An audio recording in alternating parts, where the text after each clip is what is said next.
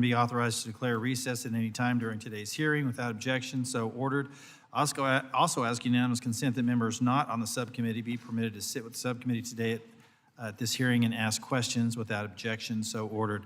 As a reminder, if members wish to insert a document into the record, please also email it to documentsti@mail.house.gov. I now recognize myself for the purposes of an opening statement for 5 minutes. Good morning, and thank you to our witnesses for being here for today's hearing. Much of the Transportation and Infrastructure Committee's activities this year have focused on efforts to address the nation's supply chain crisis, and rightly so. The pandemic exposed the fragility of our supply chain.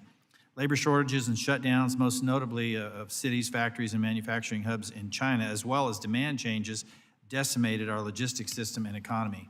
And the administration has only pushed policies that have led to historic levels of inflation and sky-high gas prices, further exacerbating the supply chain problem and pain in our pocketbooks. As part of our efforts, we have received testimony and considered proposals to strengthen our supply chain, in part by addressing the unprecedented challenges facing our nation's trucking industry and truck drivers. This subcommittee understands that truck drivers are critical to our supply chain and economy as a whole. They provide the necessary connectivity between different modes of transportation, such as ships, trains, and planes. Over 8.7 million commercial motor vehicle drivers operate in the United States, traveling billions of miles each year, serving every community in our country. In fact, more than 70% of our nation's freight tonnage is moved by the trucking industry every year. And more than 80% of our communities get their goods exclusively by truck, despite the fact that we have an estimated shortage of 78,000 truck drivers today. Workforce needs are only expected to continue to be a challenge. It's estimated 1.2 million new drivers will need to be recruited over the next decade to keep pace with growing demand and an aging workforce. Therefore, it's fitting that we're holding this hearing in the middle of National Truck Driver Appreciation Week as we celebrate these valued professionals who work every day to deliver products to every community in the country. During our hearing today, we'll explore the benefits realized from the deployment of automated commercial vehicles, or CMVs. First, autonomous trucks can increase safety on our nation's roadways and save lives. The National Traffic Safety Administration estimates that 42,795 people die in all motor vehicle accidents in 2022. Despite the great progress we've made over the years incorporating safety features in all vehicles and infrastructure, strengthening traffic safety laws, and reinforcing them with public and driver education, improving healthcare outcomes, traffic fatalities have not fallen below 2004's rate of 1.08 per 100 million vehicle miles traveled. The good news is that we know the major source of these crashes. A whopping 94% of serious crashes are due to driver factors such as speeding or driving while fatigued, impaired, or distracted. AV trucks, like AV cars, help us with anticipating road dangers and mitigating or removing human error from the chain of events that lead to a crash, thereby reducing the number of accidents caused by human error. In addition, autonomous trucks can strengthen our supply chain. Arkansas's own Tyson Foods just announced last week that it's partnering with Gatek AI in a multi-year collaboration to deploy refrigerated box trucks in Northwest Arkansas to support fast product movement, ensure supply chain continuity, and guard against continued workforce shortages. AV trucks can increase the efficiency and productivity of logistics and transportation operations and enable route optimization, which in turn would reduce delivery times. They can improve fleet utilization and efficiencies. Productivity and operation saving result in lower fleet rates that would be passed on to consumers and provide solutions to supply chain bottlenecks. Autonomous trucks also can help address environmental concerns and improve air quality. Roadway capacity increases, less congestion, and fewer crashes would result in reduced fuel consumption and lower emissions. In addition, this can improve the quality of life for truck drivers as it makes driving a big rig less stressful, more enjoyable, and safer. The improvement in a driver's quality of life will help attract new employees to join the industry, which is desperately needed. AV deployment will also create new high-paying jobs in the trucking industry. We need to incorporate employee development and training programs to upskill our workforce so that they can take advantage of new jobs that AVs will create. And while I remain confident about the potential for this technology, I'm also confident that if you choose to become a truck driver today, you will have the ability to retire as a truck driver. While there are many autonomous trucks operating with safety drivers on the road today in certain parts of the country, there is still a long way to go before we reach full commercial deployment. There are also some issues that need to be considered as this expensive technology is safely integrated into existing fleets. For example, we need to discuss if any rules and regulations at the federal level need to change to reflect that a driver may not always be in the cab, how trucks can continue to be safely inspected. While many have called for a federal regulatory framework, such a framework would not be only overly prescriptive, but instead create guardrails for the industry to grow with safety at the forefront. We must avoid stifling innovation as the technology develops, and striking this balance is vital for America to continue its global competitive edge in this industry. Make no mistake, the Chinese Communist Party, the biggest geopolitical threat our country faces, is moving aggressively into this space. The CCP will scheme to use the power of their state-owned enterprises to undercut American businesses and manipulate the market. I look forward to hearing from today's panel of stakeholders who offer a unique perspective on the benefits of autonomous trucks and how AV truck technology is developed, brought to market, and safely incorporated into existing transportation companies and networks. I now yield back and recognize Ranking Member Norton for 5 minutes for an opening statement. I want to thank Subcommittee Chair Rick Crawford for holding this hearing on autonomous vehicles. Today, I am interested in discussing the effects of autonomous vehicles on roadway safety and the commercial driving workforce.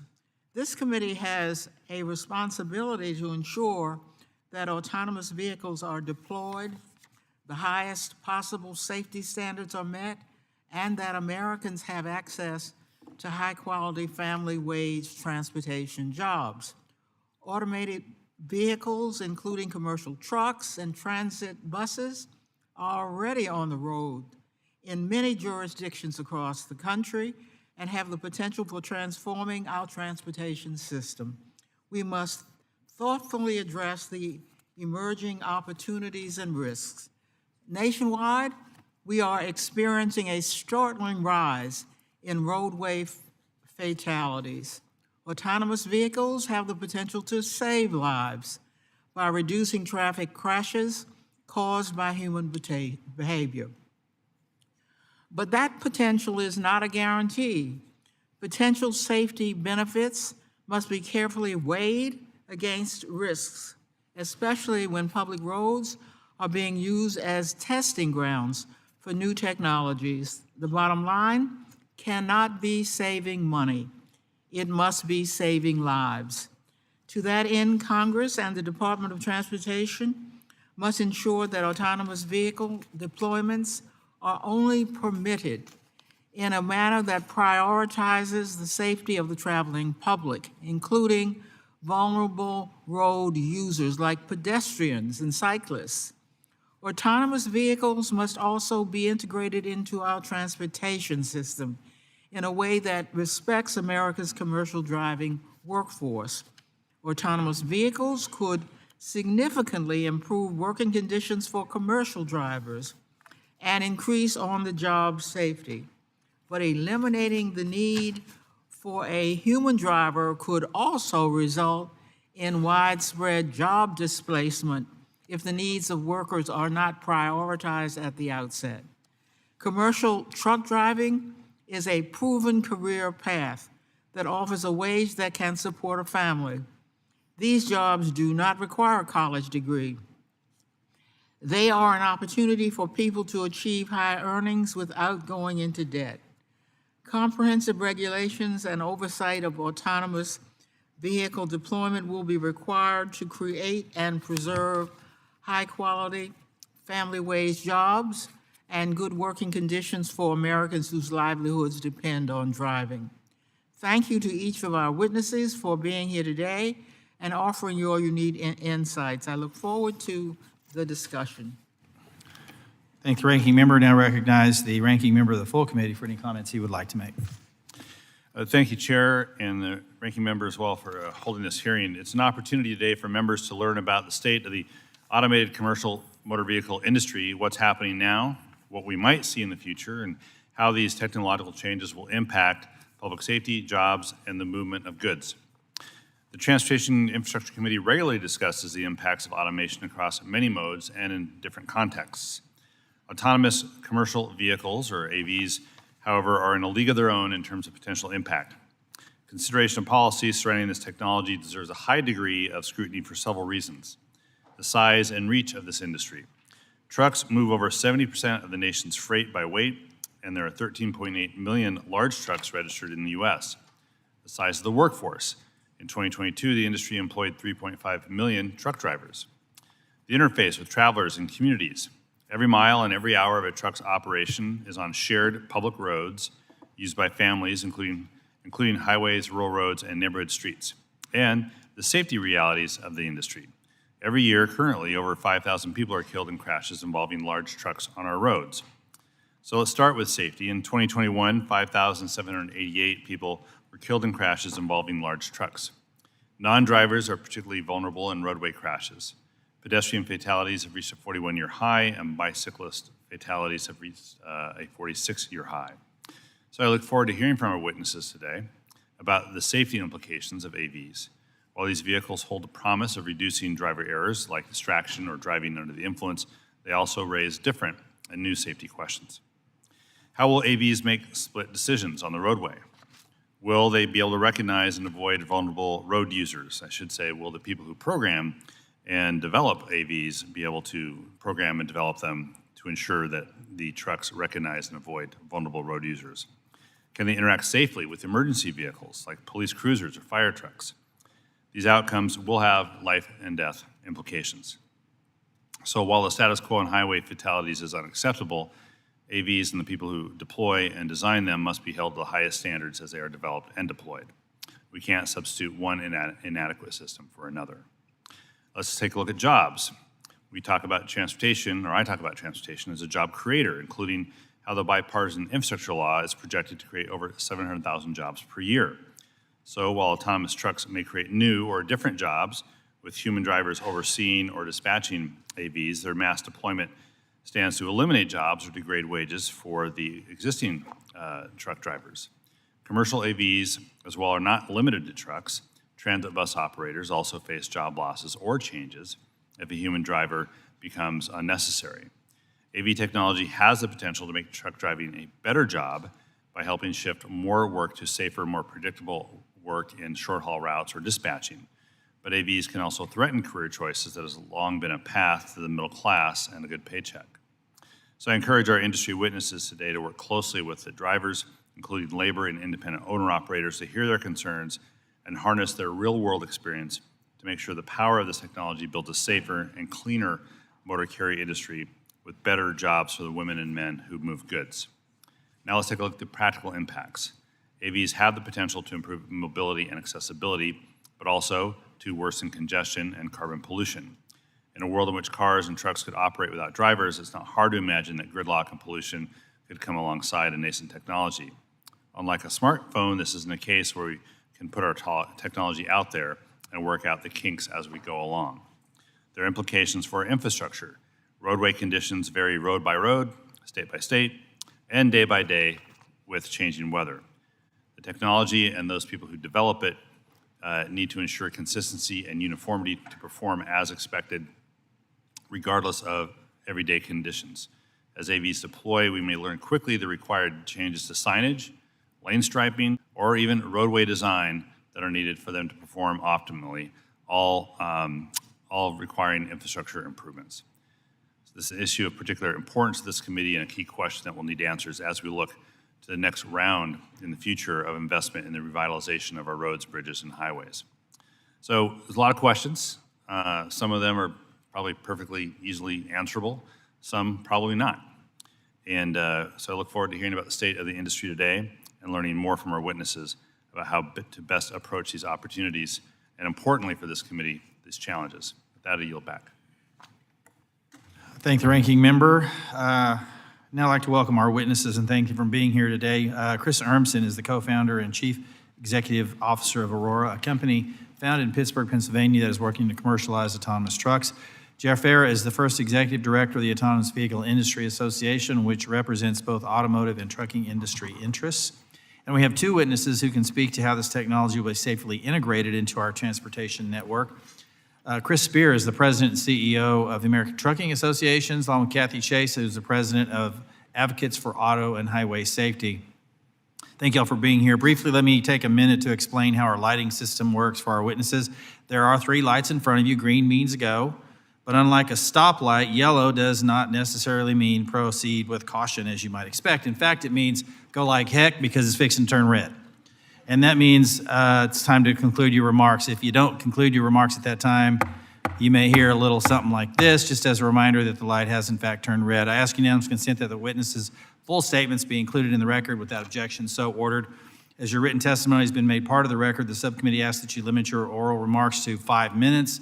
With that, Mr. Urmson, you are recognized for 5 minutes for your testimony. Chairman Graves, Ranking Member Larson, Chairman Crawford, Ranking Member Holmes-Norton, and members of the subcommittee, thank you for the opportunity to testify. I'd also like to take this opportunity to thank the men and women who keep our economy moving by driving trucks today, and in particular the Aurora Vehicle Operations Team during National Truck Driver Appreciation Week.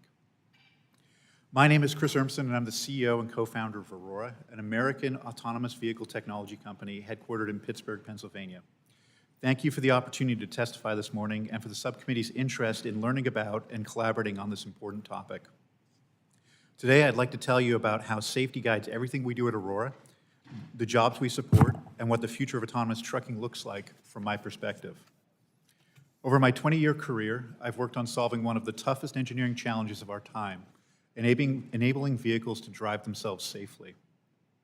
From my time with Carnegie Mellon, then Google's self-driving car project, and now at Aurora, my passion for improving safety on our roadways has driven my career. Aurora's mission is to deliver the benefits of self-driving technology safely, quickly, and broadly. We're building the Aurora Driver, which will safely move goods and people through the world. The Aurora Driver is made up of the hardware, the software, and the data services needed to drive vehicles safely. Since founding Aurora in 2017, I'm very proud that we've grown from just our 3 co-founders, Sterling Anderson, Drew Bagnell, and me, into a publicly traded company that employs 1,800 people in 8 cities across 7 states. Together, Aurora's team is an incredible compilation of talent, experience, and expertise. In addition to investing in the people who work at Aurora with me today, we're trying to do our part in developing the future workforce for the jobs of tomorrow. For example, Aurora worked with the Pittsburgh Technical College to design an associate degree program that trains and accredits fleet support technicians, giving them the tools they need to maintain autonomous vehicles and support automated vehicle operations. This complements the work we do with Galton College in Bozeman, Montana, where Aurora is investing in new educational programs to train sensor technicians. As the needs for these jobs grows, academic degrees, technical training programs, and apprenticeships will be essential in building the workforce of the future. Autonomous vehicle technology is not science fiction. It's not hypothetical. In fact, it's already here. Between Dallas and Houston and Fort Worth and El Paso, we're hauling over 50 loads per week for our commercial partners like FedEx, Werner, Hirschbeck, Schneider, and Uber Freight. Today, we have a trained operator with a commercial driver's license behind the wheel and a right seat operator next to them monitoring the autonomous system as we complete our validation work and safety case. Hauling customer loads help us build our technology and support services to seamlessly integrate into our partners' operations. It's unacceptable that we lose 42,000 Americans on our roads every year. A culture focused on safety is paramount for the success of Aurora and addressing this ongoing tragedy. In my written testimony, I've included details about Aurora's safety work, from our first-of-its-kind safety management system, our safety case framework, and our engagement developing best practices and safety standards that will guide the AV industry. We're working hard to ensure that autonomous vehicles can operate safely. We're also building a culture and organizational safety program knowing that we have to build trust. First and foremost, with all stakeholders, from legislators and regulators at all levels of government, to our customers and the communities where we operate. Aurora's Chief Safety Officer, Nat Buse, testified at the autonomous vehicle hearing last February, and I look forward to answering questions about the progress we've made since then toward completing our safety case.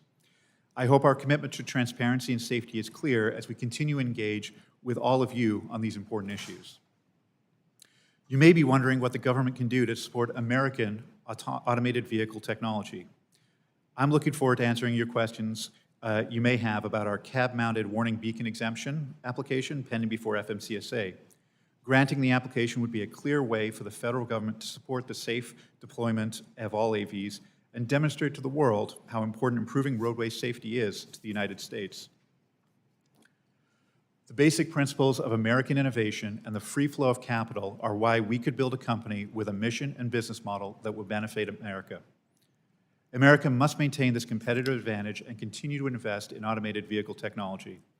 After 2 decades in the autonomous vehicle industry, I'm incredibly excited and motivated by the future in front of us as a country. I look forward to answering your questions. Thank you.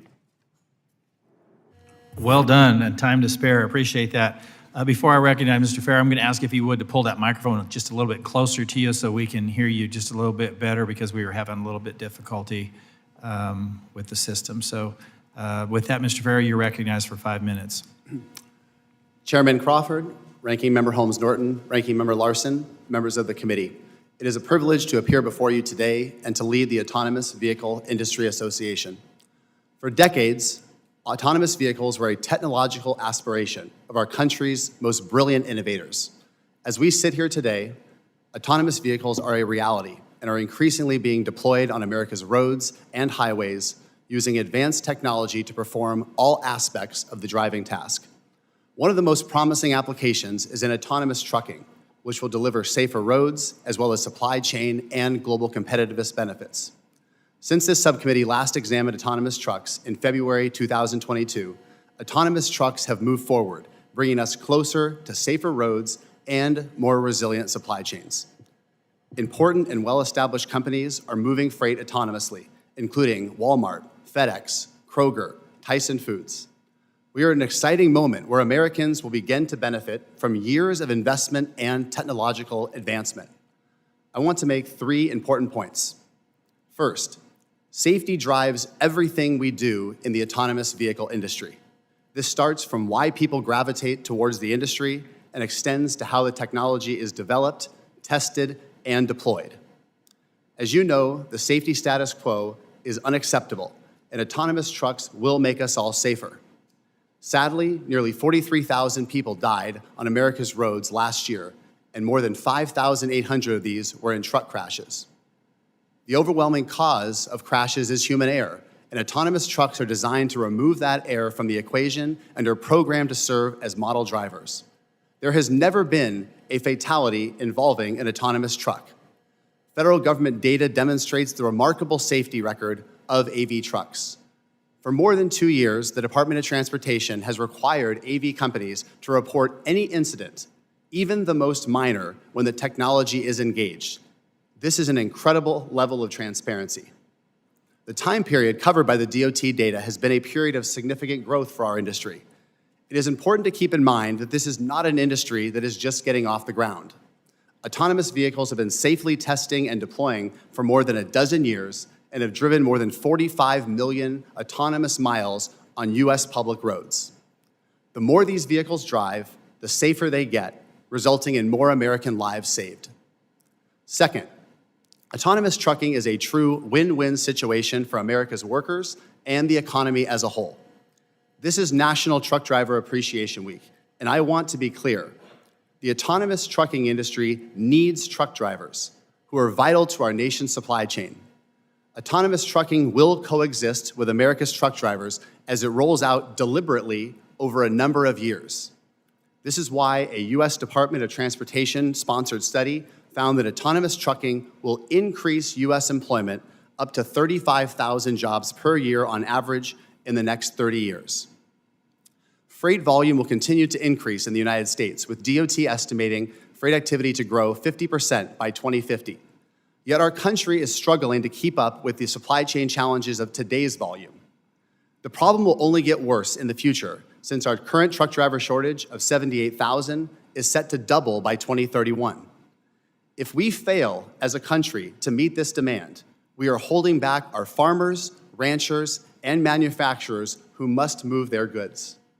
We believe autonomous trucking is one of the solutions to this problem and can help alleviate the driver shortage. By helping to move more freight, we can create more opportunities for all, especially jobs for truck drivers in their communities. In addition to new economic opportunities, this will lead to a better quality of life for our nation's truck drivers. Third and finally, it is critical that policymakers embrace autonomous trucks to ensure U.S. global leadership and national security. We have been pleased to see the Department of Defense embrace autonomous trucks to execute its mission. The United States is currently leading the way on autonomous trucks, but other countries, including China, are determined to realize the benefits of this technology. AV trucks will be a part of the future of transportation. The only question is which country will lead the way and reap the rewards. We must collectively make sure this country is the United States of America. Thank you again for the opportunity to testify. I look forward to any questions. Thank you, Mr. Farrow. Mr. Spear, you're recognized for 5 minutes. Thank you, Chairman Crawford, Ranking Member Holmes Norton, full committee Ranking Member Larson, and members of the subcommittee. I appreciate the opportunity to testify this morning on behalf of the American Trucking Associations. This hearing coincides with National Truck Driver Appreciation Week, as you've already heard. It's an annual celebration honoring all 3.5 million professional truck drivers for their service to our nation's economy. Each year, these heroes drive over 320 billion miles. That's equal to 13 million trips around the globe, delivering 12 billion tons of freight, now 72.5% of our goods. We celebrate these achievements this week as an important reminder of the critical role they play the other 51 weeks of the year. Today's hearing examines the impact automated commercial vehicles will have on consumers, our supply chain, and the United States' ability to remain a global innovator. What's key to each is our industry's ability to safely and responsibly meet economic demand. We believe AVs are a critical piece to that equation, including their potential to assist drivers for their improving their awareness and responsiveness. You're all aware there is now a shortage of talent in most sectors of employment. Our industry is no exception. In fact, trucking has long battled the shortage of drivers and technicians, largely due to 4 decades of unchanged federal weight and length requirements and surging consumption, an aging workforce, barriers to entry for younger workers, an underrepresentation of women, and lifestyle preferences precluding many job seekers from considering long-haul trucking. In 2022, the shortage of qualified drivers was at a near record level of 78,000. Projections show that our industry will need to hire 1.2 million more drivers over the next decade just to keep pace with economic demand and replenish an aging workforce. In short, we need more drivers, and we needed them yesterday. I stress this data as it underscores the challenges our industry faces to meet the needs of society, to avoid lags in the supply chain, and maintain the nation's position as a world leader. In short, there's plenty of room for innovation to help fill this gap without displacing drivers. To the contrary, we see this technology as improving the essential job of truck driving by making it safer, more productive, and less stressful. We believe it is vital to attracting the next generation of talent into this profession. What's needed first is a national framework that encourages development, testing, and deployment of technology in direct support of interstate commerce. Federal guidance should treat commercial and passenger vehicles equally and require automated vehicles to achieve an acceptable level of safety and performance rather than requiring the use of specific technologies. The ATA and its members commit to working with the subcommittee to help shape this framework, blending technological value with operational realities that reduce highway injuries and fatalities. Levels 2 through 4 driver assist technologies are already producing safer operations of commercial and passenger vehicles, protecting truck drivers and the motoring public through preventive means. Our written testimony also underscores the importance of cybersecurity, where ATA is working with federal agencies and the law enforcement community to standardize protocols that safeguard the movement of freight. Conversely, securing cargo and ensuring that movement of hazardous materials, livestock, and produce, particularly in extreme weather conditions, are all factors that will undoubtedly require a driver, superseding the values of automation. Lastly, our nation must continue to lead the world in innovation, not concede vital ground to competitors or foes who are actively developing and deploying integrated systems with domestically sourced chips and software. A federal performance-based framework will ensure that the United States is not relegated to the position of bench warmer. ATA starts with yes. We come here to this hearing with data, facts, and real-world experiences that help generate outcomes. Understanding and solving this issue won't happen if decisions rely on baseless rhetoric and emotion. To that end, Mr. Chairman, I look forward to answering your questions. Thank you, Mr. Spear. Ms. Chase, you're recognized for 5 minutes. Can you hit your microphone, please? Sorry about that. Good morning, Chair Crawford, Ranking Member Norton, Ranking Member Larson, and Subcommittee members. I'm Kathy Chase, President of Advocates for Highway and Auto Safety. Advocates is a national coalition of leading property casualty insurance companies and agents and public health, consumer, law enforcement, and safety groups working together since 1989 to prevent crashes, save lives, and reduce economic costs. Thank you for holding today's hearing at a critical time when motor vehicle crash fatalities are at historic highs. Nearly 43,000 people were killed and 2.5 million more were injured in 2021. Fatal truck crashes have also been on the rise, increasing by 71% since 2009. These are not just statistics. They are family members and friends who have needlessly died or been seriously injured in a preventable truck crash. Many are joining us today in person or virtually. I want to thank them for their strength and determination to advance common sense and cost-effective solutions to prevent truck crashes. Also, I want to acknowledge National Truck Driver Appreciation Week and convey my gratitude for their essential contributions to our everyday lives. Truck driving is one of the most dangerous jobs in our country, and drivers are at risk every time they get behind the wheel. Automated or driverless technology, including cars, trucks, and buses, is being offered as a solution to reduce our nation's mounting death and injury toll.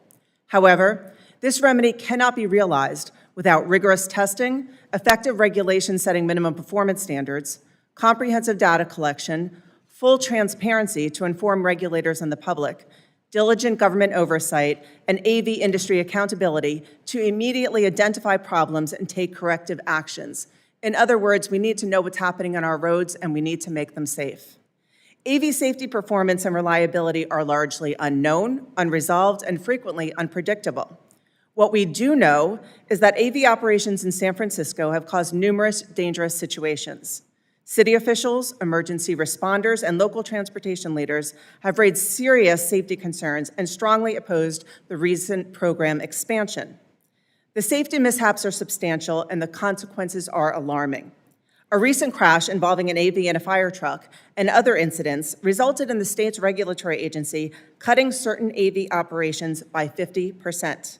While AVs for passengers and AV trucks are not the same, there are similarities and lessons to be learned from the ongoing San Francisco program. The serious problems must not be replicated or magnified with trucks or transit vehicles, which are significantly larger and heavier, more complex to operate, and can have devastating outcomes in crashes. It's really no surprise that the public has serious concerns about AVs. Advocates commissioned a national public opinion poll earlier this year. It revealed that nearly 9 in 10 people are concerned about sharing the roads with driverless trucks. When asked if their concerns about driverless vehicles would be addressed if required to meet minimum government standards, 64% responded yes. In 2020, advocates, together with key stakeholders, developed the AV tenets to guide the development and policies concerning the introduction and operation of AVs. More than 65 groups representing truck drivers, unions, disability rights, emergency responders, law enforcement, bicyclists, pedestrians, smart growth, and others support the tenets. They offer a blueprint to achieve essential goals. 1, to prioritize the safety of all road users. 2, to guarantee accessibility and equity for all individuals, including those with disabilities. 3, to preserve consumer and worker rights. And 4, to ensure local control and sustainable transportation. Furthermore, the safe development and deployment of driverless trucks requires issuing federal performance standards and other necessary regulations, reporting crashes involving fatalities, injuries, and property damage, rejecting mass exemptions from federal safety standards, collecting data and making it publicly available, requiring driverless trucks to always have an operator with a valid CD in the vehicle for the foreseeable future, and requiring other necessary endorsements, and attaining additional operating authority for motor carriers with driverless trucks. As AV trucks progress, many proven safety solutions that can dramatically reduce truck crash and injuries now are currently available and need to be implemented. For example, the bipartisan infrastructure law included a mandate for automatic emergency trucks within 2 years. Moreover, these are the building blocks for the possibility of future AV cars and trucks. In closing, advancing safety, achieving technological innovation, and attaining economic leadership can and must be compatible goals and not trade-offs. Thank you. Thank you, and let the record reflect that each of our 4 witnesses came in under their allotted time, which rarely happens. Appreciate that. Now recognize members for testimony, starting with myself. Mr. Spear, I appreciate everything ATA and its members do to improve safety and the quality of life for nation's truck drivers, particularly during this week as we honor our truck drivers and National Truck Drivers Appreciation Week. This committee believes in the value of American truckers, as do you. I know that's the case. We're exploring new technologies, and that's not to try and displace truckers. It's actually to assist truckers. And I want to know if you agree with that statement, and if so, can you expand on it a little bit? I do. I really draw attention as we were talking through our opening statements about the shortage of talent. And we see it across every segment of employment, but specific to truck drivers. We're short right now 78,000 drivers. We're going to have to bring in 1.2 million more over the next decade just to meet economic demand and deal with an aging, retiring workforce. So there's a massive gap here to fill. Innovation can play a role, Mr. Chairman. It has the ability to not only enable our existing driver force to be more aware and responsive and have more command and control when they're driving, which is good for the motoring public. That breeds safety. But it also has the development of autonomous vehicles in years to come where we can fill that gap. If we're not going to add workforce to fill that 78,000, we're going to need technology. We're going to need innovation to play that role. So we believe that there is a place for both to cohabitate, and displacement is a myth.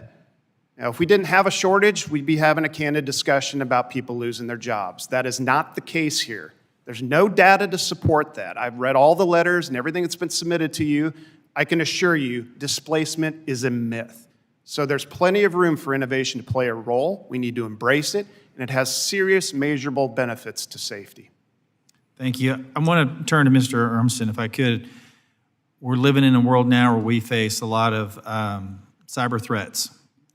And so I want to give you an opportunity to kind of explain how you're addressing, how your technology addresses that evolving threat, because what's happening today doesn't look like what will happen tomorrow and the next day with regard to cyber threats. Thank you for the question.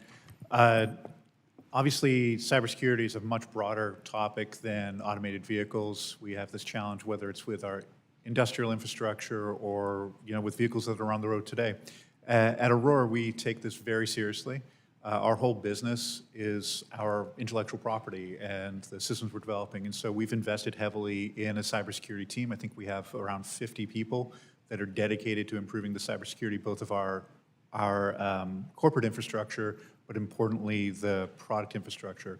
They look at best practices, various standards that are promulgated, even those, of course, from NIST, and we integrate that into the way we develop our systems. So, as you know, we have to continue to innovate in this space. It's kind of a running battle, but we feel well equipped to fight that battle. Thank you. Mr. Farrell, real quick, Monday, the California Senate passed a bill requiring a driver in any autonomous vehicle over 10,000 pounds. What's the impact of this legislation on our nation's supply chain? Mr. Chairman, thank you very much for the question. The bill I believe you're referring to is AB 316, and interestingly enough, Governor Newsom's agencies at a state level, including the Department of Motor Vehicle, the Governor's Office of Business Development, other agencies have vociferously opposed this bill. They have noted that it would be detrimental from a safety and supply chain perspective to California. I think that it really goes back to what I said during the opening statement, which is that we need to move more freight in this country. Otherwise, we are letting down the people that depend upon the supply chain. That is acutely the case in California. You've seen a lot of strains that have happened on the ports of Long Beach and in Los Angeles. This is something where a lot of the prominence of those ports has shifted east, and that certainly benefited other states. And California is very vital to our supply chain. And so if they ultimately reject this this technology, this is something where it not only locks in the safety status quo, which is unacceptable on California's roads, it also continues to put California behind the 8 ball. And so we're hopeful that Governor Newsom's agencies are able to ultimately make this point very, very loud and clear, and we're hopeful that the governor will veto that bill. Thank you. Again, thank the witnesses. I yield the balance of my time and recognize Ranking Member Norton. Thank you, Mr. Chairman. Ms. Chase, your testimony was a little scary. You held up a picture that I took note of.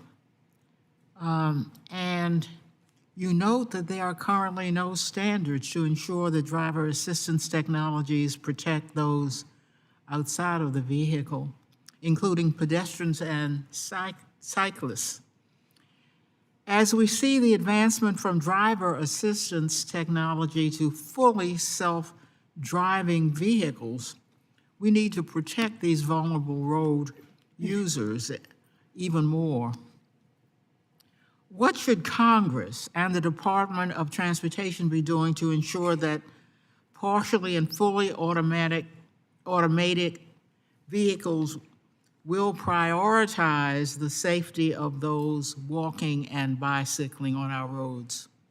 Thank you for the question, Ranking Member Norton. I want to first clarify, my staff informed me that I misspoke, and I said automated emergency trucking instead of automated emergency braking. And that brings me to answer your question, actually. On the road to protect vulnerable road users, we should be advancing proven technologies that we know work now. For example, the Insurance Institute for Highway Safety, which is well known for its crash testing down in Ruckersville, Virginia, is a very prominent and respected organization. And they have demonstrated that automatic emergency braking can reduce front to rear large truck crashes by 41%. That's pretty tremendous if you think about it. So on the path to autonomous vehicles, as we think about protecting all road users, including vulnerable road users, we really need to make sure that technologies like automatic emergency braking and other advanced driver assistance systems get into all trucks now.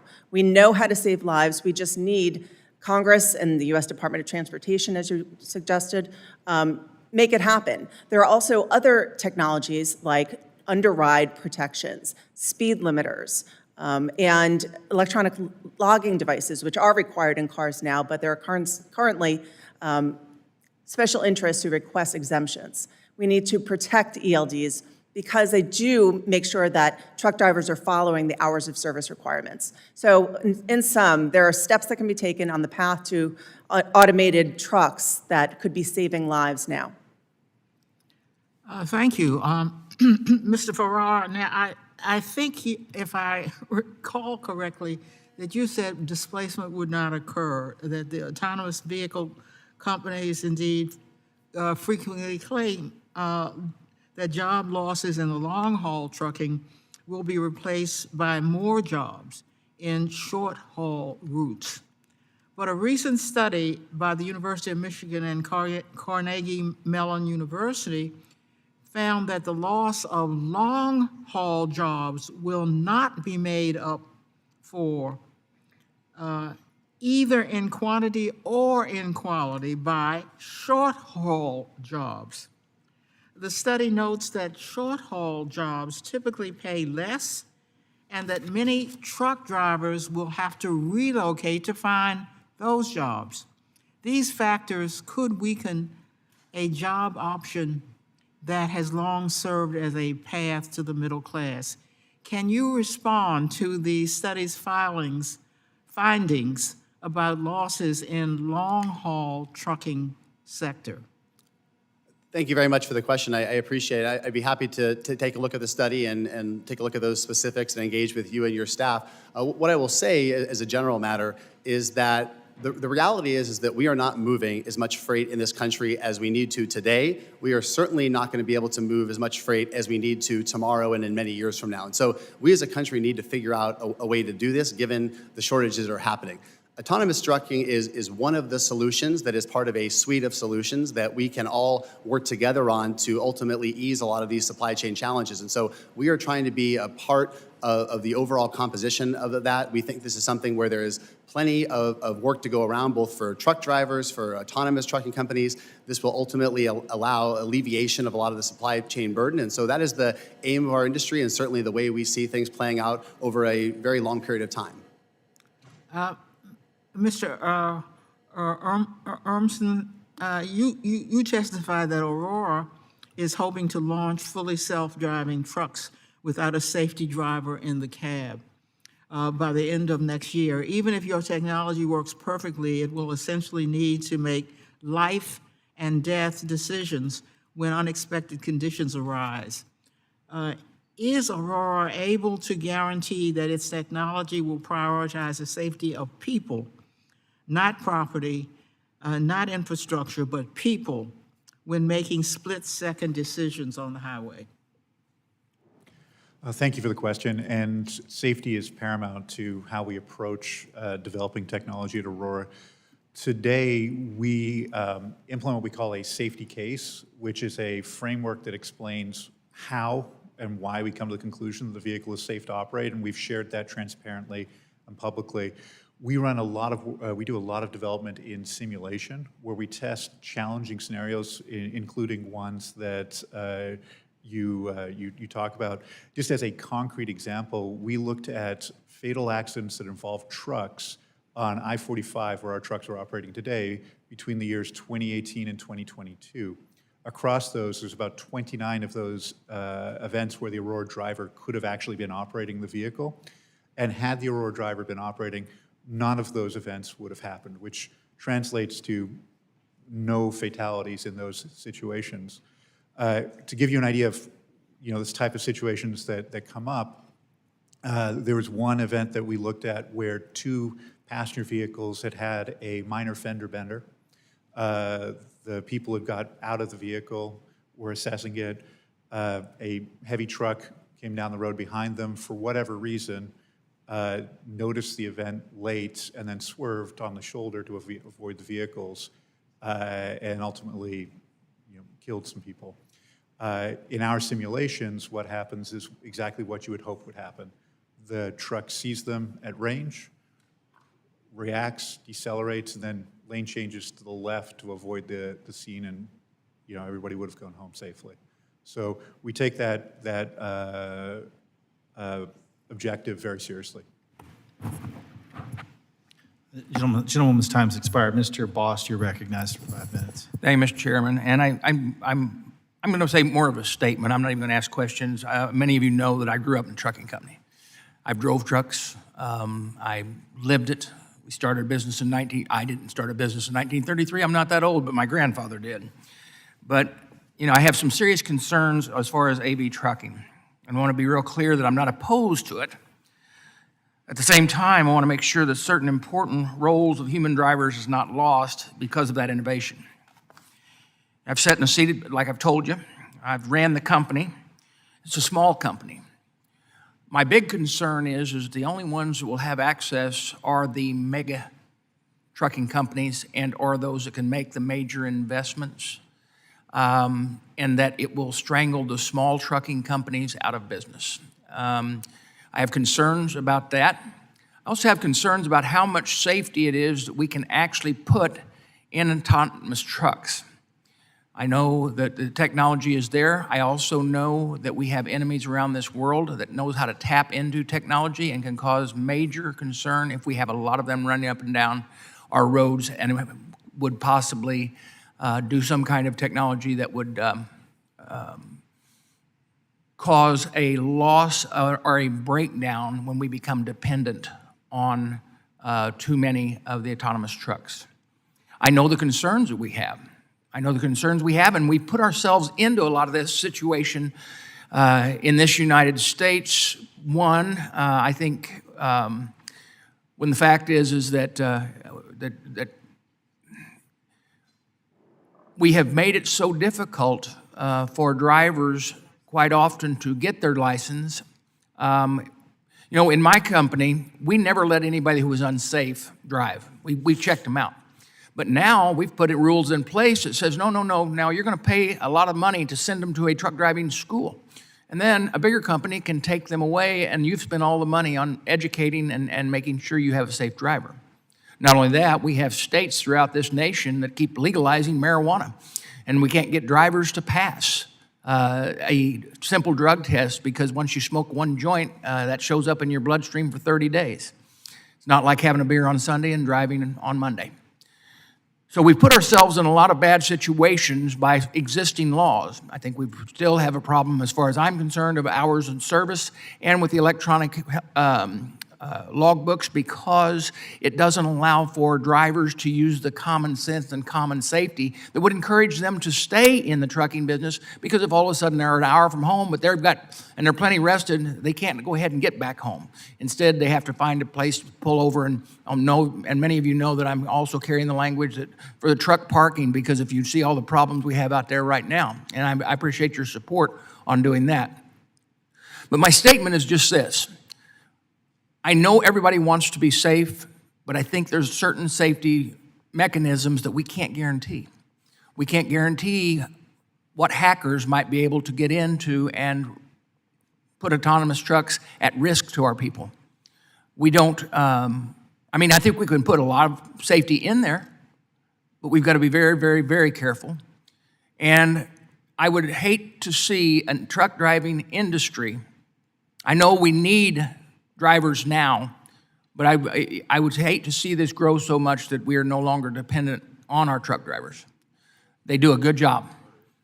I'm always bothered by the fact whenever I'm driving down the road with some friends, and you've all done it, or you've all seen it happen, and you're following behind, and one truck's trying to pass another truck, and you're in a hurry, and by golly, you're griping at the truck driver. You should never badmouth the truck driver or the farmer when your mouth is full. Just isn't wise.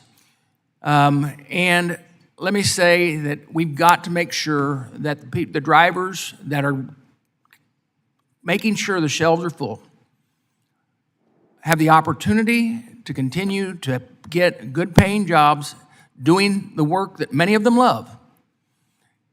And I just don't want to see us head down a path where we would destroy that. We are, and I'm sure this technology is going to move forward. There's no ifs, ands, or buts about it. But I am concerned about those issues. I know that each one of you bringing them up, and I know you're watching them very closely. But on this week and month where we are thanking our truck drivers, we want to make sure that we're truly thanking them, not putting them out. So thank you. Gentleman yields. Ranking Member Larson. Thank you, Mr. Chair. First question's for Ms. Chase. And hearing quite a bit about safety, but much of this potential seems to be years away. And in your testimony, you talked through steps that can be taken today. What would be the top 3 steps we can take today to improve truck safety and save lives that we're not doing? Thank you for the question, Ranking Member Larson. As I briefly touched upon with the previous question, I think that automatic emergency braking, getting that into trucks today, would be a significant improvement to reducing truck crashes and also car crashes. Additionally, if we get underride protections on both the rear and the side, and for those of you unfamiliar, who may be unfamiliar with what an underride crash is, it's when the trailer of a truck, which is about at the neck height of a car passenger, goes underneath the truck. And these are particularly gruesome crashes, and if someone survives, they most likely suffer significant brain injury or have had to undergo many surgeries. We've worked with crash victims who have survived, and it's a very difficult life to go through. So those are the top 2. And then the third one, as I mentioned, are speed limiters. We know that about 1,000 people are being killed every year in crashes involving speeding trucks. So if we get the trucks to slow down, and many trucks already have speed limiters, so this is nothing new. We need to just make sure that they're in all trucks to slow the trucks down and make the road safer. And thank you again for the question. Yeah, thanks. Mr. Farah, you mentioned the 45 million miles on public roadways that autonomous trucks have traveled. The fatality rate is 1.24 deaths per 100 million miles, so you're not even halfway through the standard of the number of miles that we use for rates on deaths, on highway fatality rates.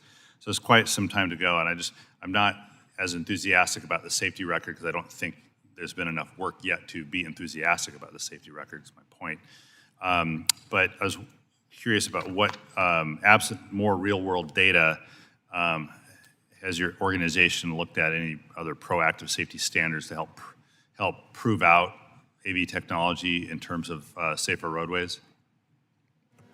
Congressman, thank you very much for the question. I should begin by saying I think that your district in particular stands to benefit quite significantly from autonomous trucking, giving proximity to ports and I-5 and other economic activity. In terms of data that is out there, the most important thing that I would point out is that, as you are probably aware, for more than 2 years through NHTSA, the Department of Transportation has required any autonomous vehicle company to report any incident, no matter how minor, when the technology is engaged. And so specific to autonomous trucking, this is really a very remarkable safety record that we now have data on. What we know is that there has only been 14 incidents during that 2-year time period related to autonomous Yeah, you testified that. So absent more real-world data, do you support any proactive safety standards to help better prove out AV technology in terms of safer roadways? Congressman, I think that we are seeing that real-world data, both through the SGO, also in terms of our members as they are passing through different interviews, 1 million, 2 million, 5 million miles driven. They are producing a lot of that is being shared in a very transparent way. And so there is not a shortage of information out there about the safety record of autonomous vehicle companies, and it's something that we're quite proud of. You use the term model driver, and so I just want to tee up Mr. Urmson on this one a little bit. Because you're on I-45, that might actually be a model roadway for you. You're not going to get model roadways in the Pacific Northwest or along the northern tier of the country to test or to fully test out the safety record. So what are you all doing other than thinking about your simulations? What are you all doing to better prove out in non-model conditions the operations of AV technology on trucks? No, thank you for the question. And I think this is an important concept to understand around automated vehicles. You just speak up and just I yell in the apologize. microphone, yeah. I will try to, is that any better, sir? Yeah, that is. Okay, sorry about that. Sounded loud here. So as we think about developing the technology, there's actually constraints we can put on it where it will operate. And so as we initially deploy the technology, the Aurora driver will be constrained to operate initially on the route between Dallas and Houston, and then we expect from there to go between Fort Worth and El Paso. And for each place where we expand out to, we're going to go through a thorough process that fits into that safety case concept that I mentioned earlier, where we evaluate what's different between this new place to drive and the last place, incorporate that understanding, and broaden the test suite that we expose the driver to. So before we ever operate in the Pacific Northwest, where there's rain and sleet and all of that, we'll make sure that we've actually done the development and validation work that's necessary for there. And there's a real reason why a lot of the freight moves along the southern freight corridor. It's because driving a bad truck or a good truck in bad weather is still difficult for human drivers, and so they try to avoid it. And so as we see the technology coming out, it'll follow that common sense approach and that rigorous approach to deployment. For the record, we get a lot of rain and sleet, but not like 365 days a year, just for the record. With that, I yield back. Gentleman yields. Mr. LaMalfa. Thank you, Mr. Chairman. I'd like to compare the potential, and I know there's a lot of safety that is driving this conversation here, but the comparison, let's say, between highways full of trucks and our railroad system, for example. So work has been done to have a better train control over the years, and I know, why are you talking about trains? Well, because railroads have a dedicated lane, so to speak, that only trains are on, pulling, many, many, many tons, and very efficiently in doing so. But they're having difficulty even keeping the safety record perfect on railroads. If they were to be autonomous versus thousands and thousands of trucks all trying to operate off of the same set of satellites or what have you, how in the world are we going to do that with so many vehicles when we have a certain amount of difficulty right now with a lot fewer on a dedicated lane that doesn't have automobiles, doesn't have a whole lot of people on it, doesn't have trucks with drivers? how do we expect to integrate that many vehicles when it's not been that easy with railroads? So why don't you want to tackle that, Mr. Spear? Yeah, I think, and I'll give some deference to where the technology stands in terms of differentiating between, highways where there are, smoother roads, lines painted, the technology functions, based off of indicators that allow it to perform at an optimal level. I think country roads, rural environments, to delineate between that, I think that's something that would have to evolve much longer than the testing and deployment that we're seeing today. No, what I'm asking though is we're talking about, it's difficult enough to keep a safety record going on railroads, which are on dedicated tracks, dedicated lanes, so to speak. And now we're talking about many thousands of vehicles, Yeah. all trying to operate. How about Mr. Urmson? Would you take a shot at that? No, thank you for the question. And I think this is one of the places where there's an opportunity where we see to leverage modern technology. So for example, when our trucks are driving down the road, every second they're evaluating thousands of different parameters to ensure that they're operating at peak performance. Whether that's the cycle times for the computation, the health of the sensors, the health of the base platform. And so that level You're of going to have a lot more self-reflection- sensors on a whole freeway system than you already have on, say, lesser miles of railroads with lesser numbers of vehicles, meaning trains. So I'm wondering, how much are you asking for technology to try and move forward with so many independent autonomous vehicles? Yeah, I know truck drivers aren't perfect, but I appreciate them during Truck Driver Appreciation Week. And let me morph this into a rural aspect as was being touched on here. So do you see this as being primarily something that's being done in urban areas with high volumes of traffic? Because I'm trying to imagine how this is going to work in rural districts like mine, moving mine products or timber products out of the woods onto rural roads, and then meeting larger rural roads and finally interstate perhaps. Is this going to be adapting well to those conditions? So again, we don't see this as a big bang deployment all at once. We expect this technology to roll out incrementally, much as Mr. Spear has talked about, to complement other functions or other operators on the roadway. And so we will initially target long-haul trips on interstates.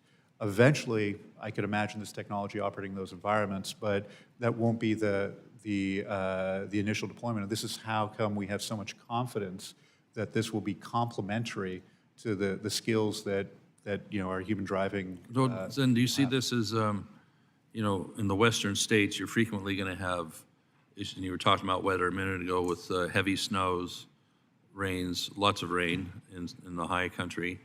And since so much of the West is on fire, so much of the summer and the fall, how about smoke? I mean, how is that going to interfere with the technology you're speaking of? No, thank you for the question. And again, here, one of the things I can say is our company was founded in Pittsburgh, Pennsylvania. It's a part of the nation that has all 4 seasons. And so even in the first year that we were developing the technology, we were out in a parking lot testing in snow. Once again, we're able to constrain the technology. So if the weather is so inclement that it shouldn't operate, then it won't. But the technology, the sensors. Well, then we're going to have a backup plan to have available drivers that can operate these autonomous vehicles.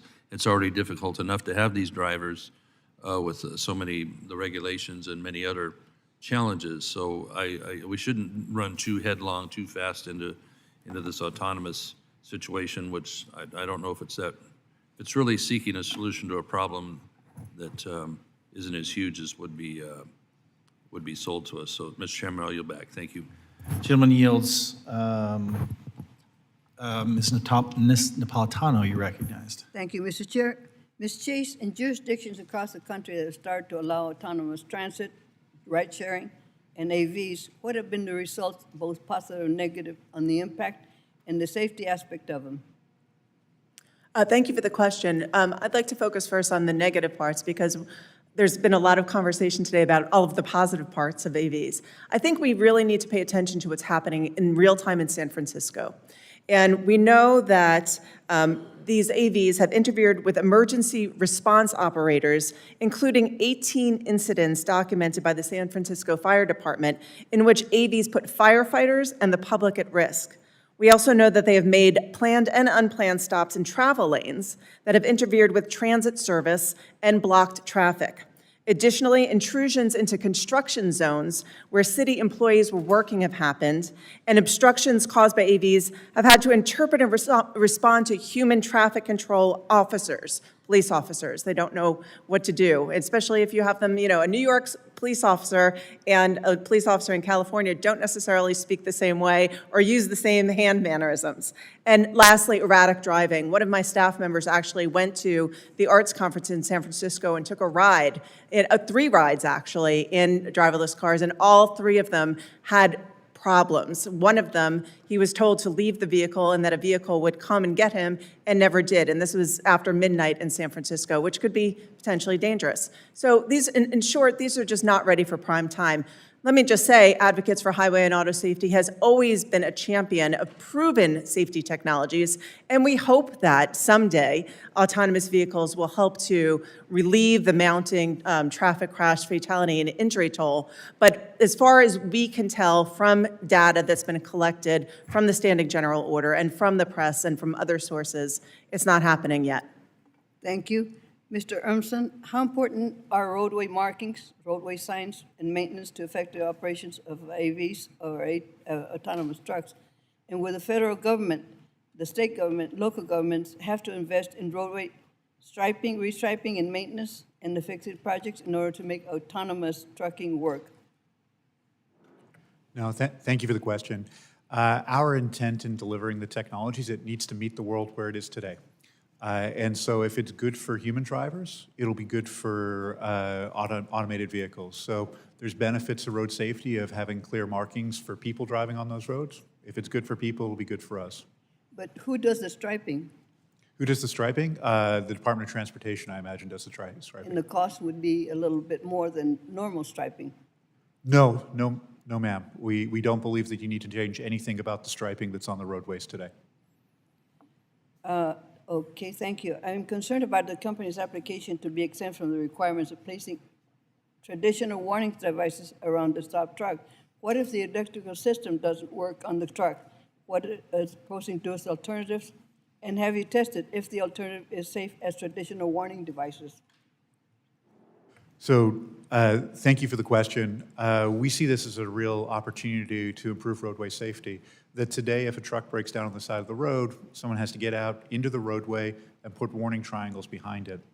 Obviously, our automated vehicles, the intent is to not have an ability to go do that.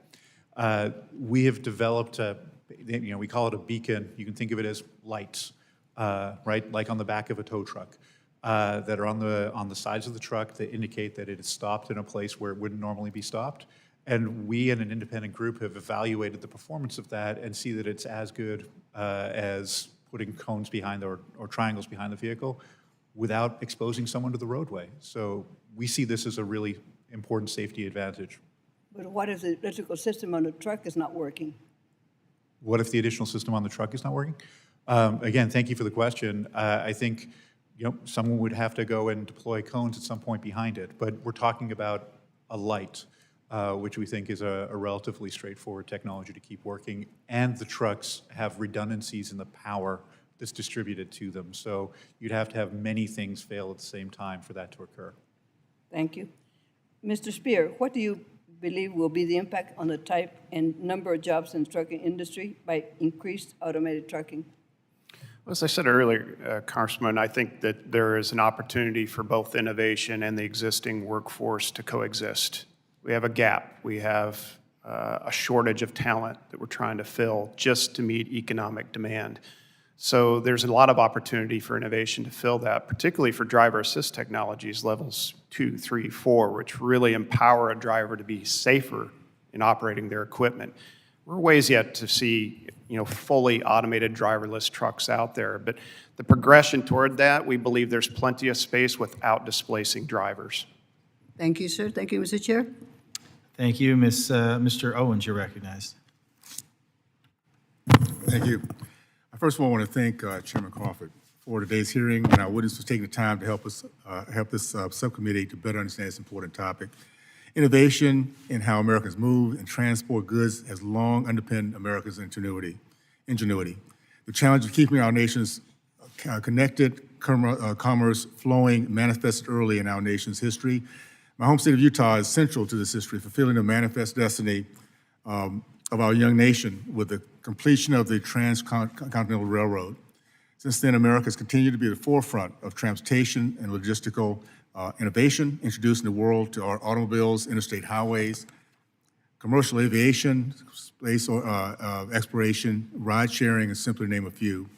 Today, the growing prevalence of autonomous vehicles on our highways is the next era of transportation innovation. Automation holds a promise to enhance safety and efficiency while also stimulating economic growth in our commercial motor vehicle sector. As the pace of technology accelerates, we must embrace these advancements. However, this topic must be approached with caution and with a commitment to addressing complex issues around safety, infrastructure, workforce impact, and cybersecurity. After safety, my constituents are most concerned on the impact of American jobs. This conversation is incomplete without simultaneously exploring strategies for workforce development, training, and ensuring the future includes fulfilling and meaningful employment. My goal is to ensure that our workforce needs and education evolves as this industry evolves. Mr. Onsom, we're losing progress on innovation because of U.S. government isn't keeping pace. Are we losing progress because we're not keeping pace in terms of our government itself? And what steps, what steps should Congress take to boost the U.S. AV industry? Thank you. I've certainly answered to much worse than that, so appreciate the question.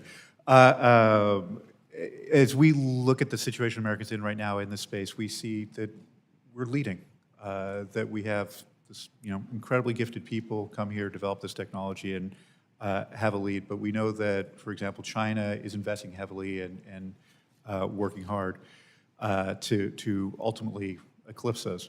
I think that as a nation, we need to continue to foster innovation in this space. There's an opportunity, whether it's, as we've talked about with the warning beacons, to start to see this technology out in the road and deployed, the opportunity to support that with FMCSA. We see an opportunity to continue to harmonize regulations across states, that because the value of this technology is really about deepening interstate commerce, the more consistent regulations are, the easier it will be and the better benefit we'll see from the technology. Okay, thanks so much. Ms. Spears, what would be the impact if we overregulated or prohibited fully autonomous trucks? Well, I think what we're looking for is more oversight at the federal level. We've talked a little bit about NHTSA and their standing general order, their ability to exhibit oversight, but we're also talking about commercial vehicles. NHTSA has more of a role in leadership and expertise in passenger vehicles. We need the FMCSA to be more involved and in sync with NHTSA in the development and oversight of this technology. We need a federal framework. It needs to be a performance and safety standard. Don't pick favorites. And we have forward-leaning policies on speed limiters, ELDs, AEB, but we want a performance standard that lets innovation thrive, and we want it to govern all 50 states. We don't want a patchwork of rules that are confusing, not only to innovation, but to our industry's ability to adopt it. So your ability to hand DOT, particularly NHTSA and FMCSA, the structure, the staff, the resources, so that they have the expertise to oversee a federal framework. Make it a performance standard. That's something that we all understand and can measure. You're going to have more data coming in. You all are going to have much better oversight in understanding where this is trending if you give us that federal framework. So that would be something that we would recommend. Our testimony exhibits that. We have the last few seconds. What would be the result if we ceded leadership in this industry to China? And I'm going to, Ms. Farrell, would you mind maybe addressing that? Thank you, Congressman. I'd be happy to. And I want to underscore what Mr. Urmson said about competition with China. The reality is that China wants to be the world leader when it comes to autonomous vehicle technology. We need to make sure that that doesn't happen. We need to make sure the United States is the global leader. It means Congress working on a bipartisan basis with FMCSA on making sure that we've got clarity on important rules. This hearing is an important piece of that, and certainly appreciate the opportunity to talk with you today about that. Okay. Thank you, and I'll yield back. Gentleman yields. Mr. Johnson of Georgia. Thank you, Mr. Chairman. Ms. Chase, safety on our highways has long been a priority of mine. In previous Congresses, I introduced the Safe Roads Act, which would mandate automatic emergency braking systems for tractor trailers, 18-wheelers, with electronic stability control technology. This critical piece of legislation became a part of the bipartisan infrastructure law. While our goal is to prevent crashes of all types, a mechanical or other failure on an 80,000-pound tractor-trailer truck, or a 55-passenger bus, or a hazmat truck filled with propane gas can be catastrophic, particularly when compared to the consequences of a simple automobile wreck. Ms. Chase, do you believe that prudence requires that we should be even more cautious about deploying level 3, 4, and 5 automated commercial motor vehicles on our roads than we should be about the deployment of autonomous automobiles, and if so, why? Thank you for your question, Congressman. Also, thank you very much for your safety leadership. We appreciate that you have made it a priority in your portfolio to make sure that the roads are safer for your constituents and everyone in the country. So thank you very much. Yes, I think absolutely we need prudence when we're discussing autonomous vehicles of any level. What we know so far is that, the biggest sample that we have so far is San Francisco.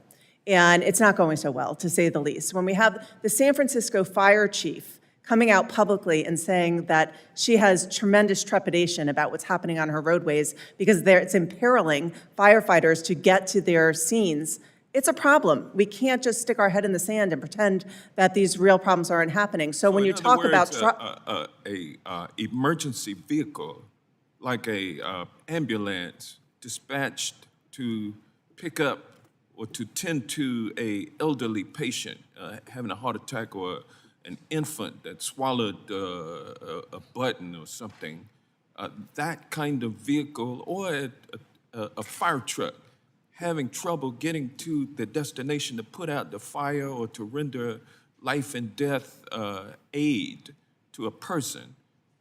We're having automated vehicles are interfering with that process? Yes, it is.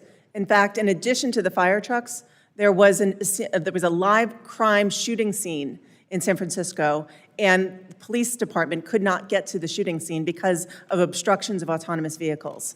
So we need to deal with these known problems. We know these problems exist. We can't just move forward. Sorry, go ahead. Yes, so we need to be careful as we move forward. Yes, sir. We certainly know that automated vehicles are coming, but we need to be careful about rolling them out and deploying them on our streets.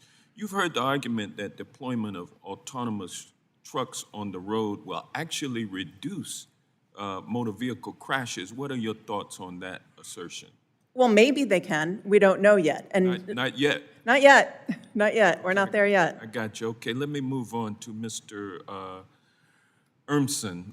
Aurora has publicly supported laws which liberalized autonomous vehicle operations, but which also impose liability on an AV certificate holder for negligence arising from the operation of Aurora driver. Is that correct? I believe so, yes. And do you believe that that common sense liability requirement should be adopted nationally? No, thank you for the question. As we look at the regulatory regime here and the liability regime, we see a legal system that actually is robust and works, and that we've introduced new products across the last century, and they've all been able to fall under the current tort system, and we anticipate that this technology is no different, that product liability is a mechanism that will work well here. Okay, thank you. Mr. Spear, I heard you say it during your testimony that displacement of workers is a myth. How do you contend that that statement is true? Because there's no data to back up that we are going to displace workers. We have a gap. We have a Taking shortage. drivers out of the, my colleague. There's no evidence of that, Congressman. None. You're gonna then have drivers. When you have a behind the wheel shortage of these 78,000 autonomous drivers, there's plenty of space for innovation to play a role. We've got to add trucks. talent. Eventually, you would eliminate all drivers, though, correct? I'm not bought into that. We've got to add 1.2 million drivers over the next 10 years. How are you going to do that if we can't add more people behind the wheel? There is a role for innovation to fill that gap, and it will not displace drivers. We'll take them. If you can give me 1.2 million, I'll take them. They're not out there. Well, maybe if we stop testing for marijuana, which stays in the blood for 30 days. I don't want people high behind the wheel of an 8,000 Gentleman's time's expired. Blood for 30 Gentleman's days, time's the person is expired. not high. Yeah, I can't get behind that. Gentleman's time's expired. Mr. At least Yakum. think about it. Thank you, Mr. Chairman, and thank you to our witnesses for lending your expertise on this important issue. Autonomous vehicles are an exciting and intriguing technology, but this is also a topic that requires a lot of education and thoughtful consideration. I'd like to follow up on one of Chairman Crawford's earlier questions and comments on cybersecurity as it pertains to autonomous vehicles, because I think that in a lot of ways, it's core not just to security, but also to the safety and the overall confidence in autonomous vehicles. There are a lot of roads we can go down in this conversation, whether it's safeguarding data, ensuring privacy, preventing hacking and hijacking, protecting trade secrets, and probably many more. But I would like to kind of drill down here on a few of these specifics. And maybe Mr. Ermsman or Mr. Farah, could one or both of you talk about what measures are being taken place in the autonomous vehicle industry to ensure privacy? When I say privacy, maybe be specific to things like user locations or cameras and privacy for, camera privacy, things like that. Can you maybe expound on that a little bit, please? Maybe I could start and then turn it to Mr. Farr to talk broadly. So I can talk about what we're doing at Aurora. So today we're compliant with all of the privacy requirements that are, that we have to comply with that are out there, and that we actually have a robust policy in place to respond to law enforcement requests for data from our vehicles. Congressman, certainly appreciate the interest. This is something that's a core tenet of the industry. I'll say that what Mr. Ermson said, from my perspective, seems to be applicable across the industry. There's a deep commitment to cybersecurity, a lot of investment that goes into this. There are particular ways that we mitigate against cybersecurity intrusions that we can follow up for the record and give additional information. Specific to data privacy, obviously these vehicles are out on the roads and needing to collect data to make the performance safe. That's something that is critically important. We realize that a lot of responsibility comes with that. There are a host of measures that are taken across the industry, and again, we can provide more specifics after this hearing. Great, thank you. And also to Mr. Ermson and Mr. Farah, could one or both of you talk about what measures are being taken in the autonomous vehicle industry to safeguard against hijacking threats? I mean, what happens if there's a breach in cybersecurity? Is it possible for someone remote to actually take over and commandeer a vehicle remotely? Congressman, I'll begin, and maybe Mr. Ermson wants to share his perspective from his company. What I will say is that these vehicles are the most monitored vehicles on the road. Obviously, there's a tremendous amount of capital investment, technological investment that has gone into them. They are under the custody of the companies. These are fleet managed, and so the companies themselves have control over them. There are command centers, obviously, that are making sure that these are being treated appropriately. The other thing that's important to underscore here is that these vehicles cannot just go anywhere, anytime. There is a specific operational design domain. This is a set of limiting circumstances, whether it's geographical, whether it's other types of circumstances, and so they are confined to that space. All this goes to making sure that they are going where they need to go, making sure that they are not being used inappropriately, they're not subjected to cybersecurity intrusion, and so this is something where there's very strong alignment from the industry as well as policymakers. And again, thank you for the question. Just talking concretely about what Aurora does, we have this technology called the fault management system, and that's this part of the Aurora driver that's monitoring constantly all different systems. One of the things it's looking for is our various cybersecurity checks. And when it comes to remote operation of the vehicle, we actually follow best practices on how you can connect to the vehicle, and we can constrain what's expressed. So there isn't somebody with a Logitech steering wheel somewhere steering the thing down the road. We can ask, the interface looks much more like a taxi dispatcher, communicating information that's kind of not critical real time to the truck about what might be beneficial for it. Great. And finally, can one of you briefly talk about what steps are being taken to prevent this technology from falling into the hands of one of our adversaries? Let's say someone like China, who we know is world-renowned for intellectual property theft. And again, thank you for the question. For us, that's our business, right, is the intellectual property. And so for us, we take that seriously. We have what we think is a world-class team. It's about 50 people that are working on both the cybersecurity of our corporate infrastructure, but also on the product infrastructure. Great. I'll just say, Congressman, very briefly, I know we're at time here, but this really underscores why it's important for policymakers to support the development of the American autonomous vehicle industry. We need to make sure these jobs are here, these companies are here, we've got a robust supply chain, and we're very happy to have this conversation today. Great. Thank you. And Mr. Chairman, I yield back. Gentleman yields. Mr. Stanton. Thank you very much, Mr. Chair, for holding this hearing, and thank you for each of the witnesses for your great testimony today. Arizona generally, and my district specifically in the East Valley, have been at the epicenter for the development and testing of autonomous vehicles.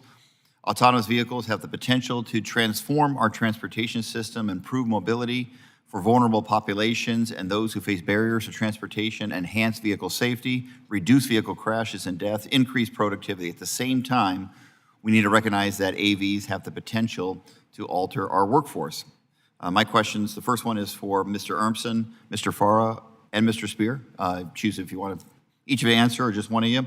How are you engaging with truck drivers who have extensive experience driving millions of miles as this technology is being developed? So truck drivers are critical to how we develop this technology. Today we have 40-some of them on staff at Aurora. It's important to me they're actually employees of the company. They own equity in the company. As the company's successful, we anticipate them benefiting from that success as well. If you look at someone like Tom Randall, who's on our staff, he's driven for 40 years. He sees the opportunity to introduce new technology into a career that he has loved. And that experience translates directly into the way we develop the technology. His quality driving on the road is what we model the behavior and what the Aurora driver learns from so that they can drive well and safely down the road. Ms. Farah? Congressman, thank you very much and appreciate your leadership on this policy area. I will say that I think today's hearing is an incredibly important moment because we need to be clear as an industry that the autonomous vehicle industry needs truck drivers. We see a strong role for coexistence. This is something where we are not a panacea. We want to be a tool to help with supply chain challenges, and so recognize that certainly there are questions out there, and we're eager to have the opportunity today to clarify that. That's right. Mr. Spear? Well, they're skills. We're teaching drivers to operate at a much higher level. These are marketable skills, these are portable skills, but we're enabling these drivers to be more aware, more responsive. Some of the most basic things that we've talked about, like automated emergency braking to adaptive cruise control, to more integrated systems. We're teaching not only the drivers, but the technicians how to service this equipment. These are all things that are going to allow increased pay. These are all things that are going to make this workforce more talented and marketable. These are all good things. We should not stymie innovation. We should encourage it. So that federal framework that is performance-based is going to help our workforce by giving them more skills. The quality of life, too, I'd point out, is we lose $74.5 billion a year sitting in traffic. That's 425,000 drivers sitting idle for an entire year.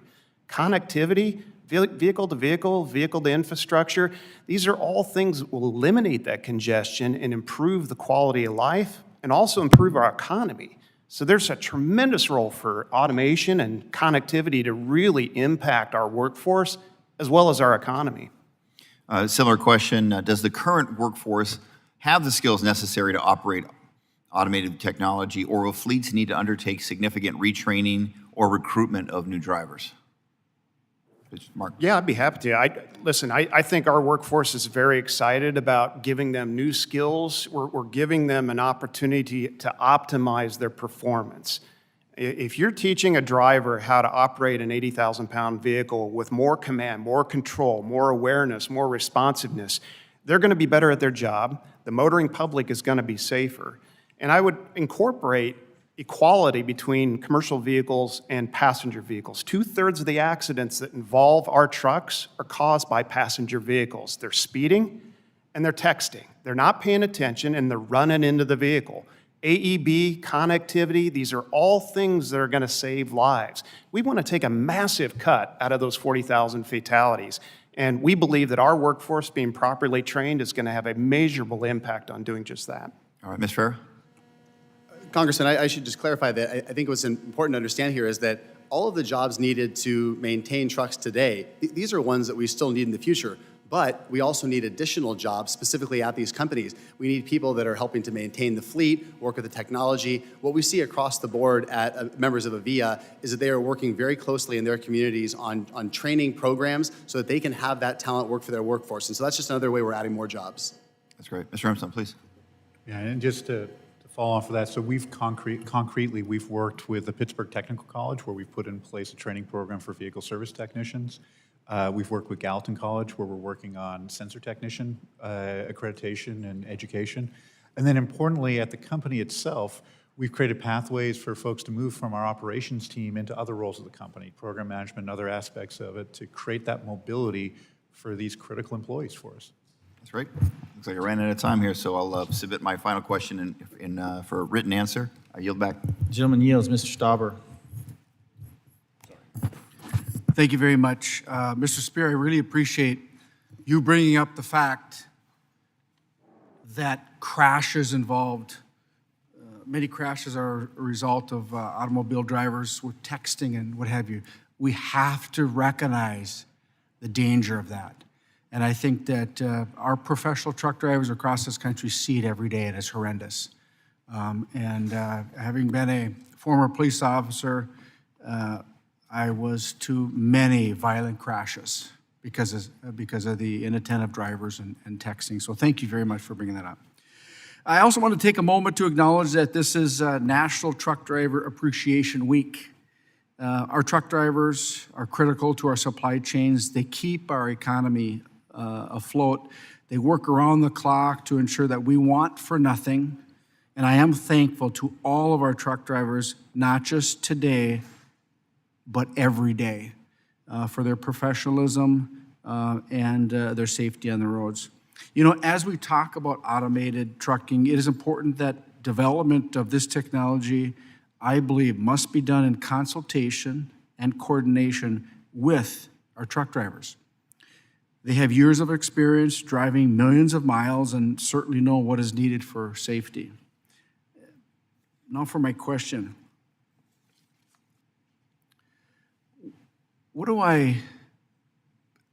Truck driving provides a great income and it's a great profession. We have many truck drivers in Minnesota, but what would you say to someone who is concerned that this technology will limit their employment opportunities in the future? Mr. Spear? I'd point out that we have a responsibility as an industry now moving 72.5% of the domestic freight in this country to meet economic demand. We're consuming more. We're adding more people to our economy that are going to buy more goods, and we have to move those goods. So as that gap grows between consumption and our industry's ability to move those goods to where they need to be, we have a gap. We have a gap of talent that we need to add. And if we can't add people behind the wheel, there is a role for innovation to play without displacing anyone. So I don't look at this through the lens of displacement. I think there's plenty of room for innovation to solve problems, improve safety, improve performance, quality of life. These are all good things for our workforce to grow into. So, Mr. Spear, you would look that professional Minnesota truck driver in the eye and say, you will not lose your job because of automation?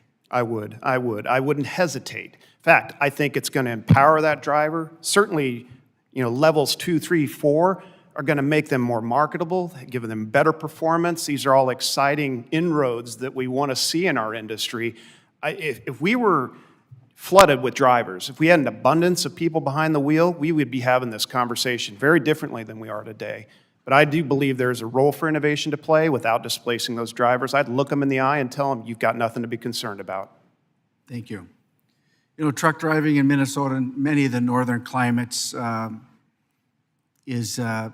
the weather changes suddenly. We can be in Minnesota and all of a sudden the snowstorm hits like immediately and black ice. And you're smiling, Mr. Spear, because you've been there and you've heard the driver say that. And that's in all the northern climates.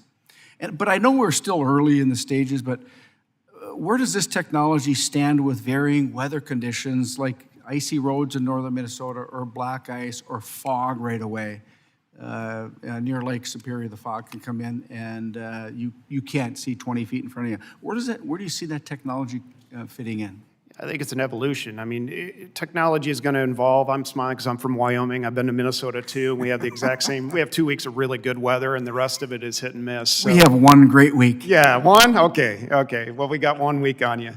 But look, I think there are a lot of variables beyond that wind, high wind. There's a lot of variables that have to be taken into account. I think what these gentlemen are demonstrating is that they're properly testing this in environments that are conducive to the technology as it stands. We're running lanes in the Southwest. It's a very good environment from Texas to California to test this equipment.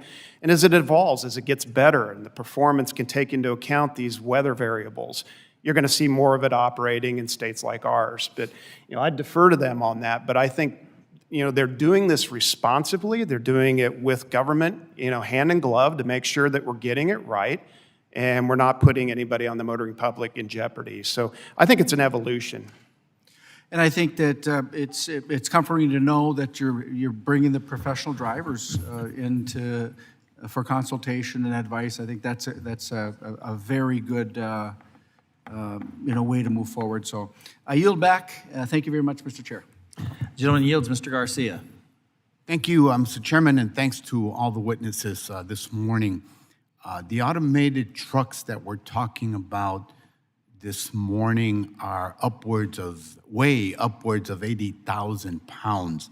They're massive, heavy, and not particularly agile machines. So when crashes happen, the risks are immense, especially to the communities that they drive through. As everyone here knows, Chicago is at the heart of our nation's transportation network. In the district I represent, Illinois 4th, is crisscrossed by major truck routes. Every day, huge freight trucks run through bustling neighborhoods, down streets that kids cross for school, and feet away from people's front door.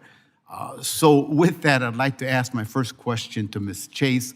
It's my understanding that all a vehicle needs to do to comply with existing federal legislation is, one, have basic operating equipment. We're talking about a steering wheel and pedals. And two, report certain incidents to the NHTSA. Am I accurate in saying that is about as much oversight as the federal government would have? Yes, sir, you are correct. And if I could give an example of what is needed, a standard that is needed. Right now, when a person goes to get a driver's license or a CDL, you have to take a vision test. So with the truck taking over this capability, there's no current requirements that it be able to see and respond to the roadway environment like a human does now. And while my current panelists have great promise, they're speaking about great promise for this technology. We're not there yet, and we don't know. We need the assurance of government regulations to make sure that it can be accomplished safely. So it seems that those regulations don't address the fact that AV trucks don't just rely on steering wheels or pedals. Instead, they use a set of systems to make sophisticated decisions about the driving environment. Given that, do you think that the same basic measures can be used to adequately regulate automated commercial vehicles? I think that we need new additional safety standards when we're talking about automated trucks. These are very sophisticated systems, and they can be prone to cybersecurity hacks. They can be prone to multiple disengagements and different problems on the roads. So without the assurance of standards, we don't know how they're going to perform. One company might do a great job, another company not so much, and it's the motoring public that's put in danger if we don't have that security. So, of course, truck drivers who are noticeably absent from this witness panel so far are the ones with the actual experience and expertise in the cabin. How can regulators ensure that workers have a strong voice in regulating the deployment of new technologies since they are the ones actually using them? Oh, I think all stakeholders should be involved in this process. In fact, one of the best things that I've done during my tenure at Advocates is I did a ride-along with a truck driver, and I experienced what it was like to be on the road, and it's such a different perspective than a car driver. You're so much higher, there's so many more responsibilities, and that voice is essential to have in the room to share what their experiences are on the roads. Thank you. I'm trying to squeeze one more question in. This one is for Mr. Farah and Mr. Urmston, if you can be brief. Earlier, I spoke about the huge size of these vehicles and the correspondingly huge risk to nearby communities. But it's not just the size of these trucks that presents a danger, it's what's inside them, too. We've all seen stories of crashes and truck explosions sending toxic fumes high into the air, forcing entire communities to evacuate. Should driverless vehicles ever be used to transport hazardous materials? Congressman, thank you much for the question. I'll try and be brief here. First, I think that I'd like to follow up for the record with some additional information about requirements that are needed both at a federal level and state level. This is a highly regulated industry. I think there's a little bit of context that we need to provide. Second, I'm not aware of companies that are doing placarded hazardous material delivery at this point. Certainly, I understand that that's, again, a very highly regulated space, and would be happy to follow up with you and talk about that further. And Mr. Urmston? Yeah, I would say, again, I would characterize the regulatory environment as a little different than as was expressed. I think it's important to understand that the federal motor vehicle safety standards exist and apply to these vehicles, and this is a regulation with hundreds of pages. And there's an ability for the federal government to exert, to remove vehicles from the road if they create their unreasonable risk on the roadway. And so that is in there and is a backstop as needed. Thank you, and I yield back, Mr. Chairman. Thank you, Mr. Garcia. The chair now recognizes Mr. Edwards for 3 minutes. Thank you, Mr. Chair. Correction, Mr. Edwards, I'm sorry, you're recognized for 5 minutes. All right, thank you. Ms. Chase, I can't help but think, as you made your comment about you doing the ride-along with the truck driver. My dad was a truck driver, and so as a child, I've done hundreds of thousands of miles as a ride-along. And it is a very interesting perspective, that way of life. Mr. Urson, I'm curious. I'm trying to visualize how these trucks would operate, and it seems like because there's some real fine maneuvers at the end of the line would be required. At what point does the automation end and someone climb in the cab and start doing the fine turns and that sort of thing that would be required to get to the final destination? Yeah, thank you for the question. The technology we're developing today, the Aurora driver, will basically drive gate to gate. So it'll leave a terminal, get through the industrial park, onto the freeway, head down the freeway, come off and get into the terminal through the industrial park.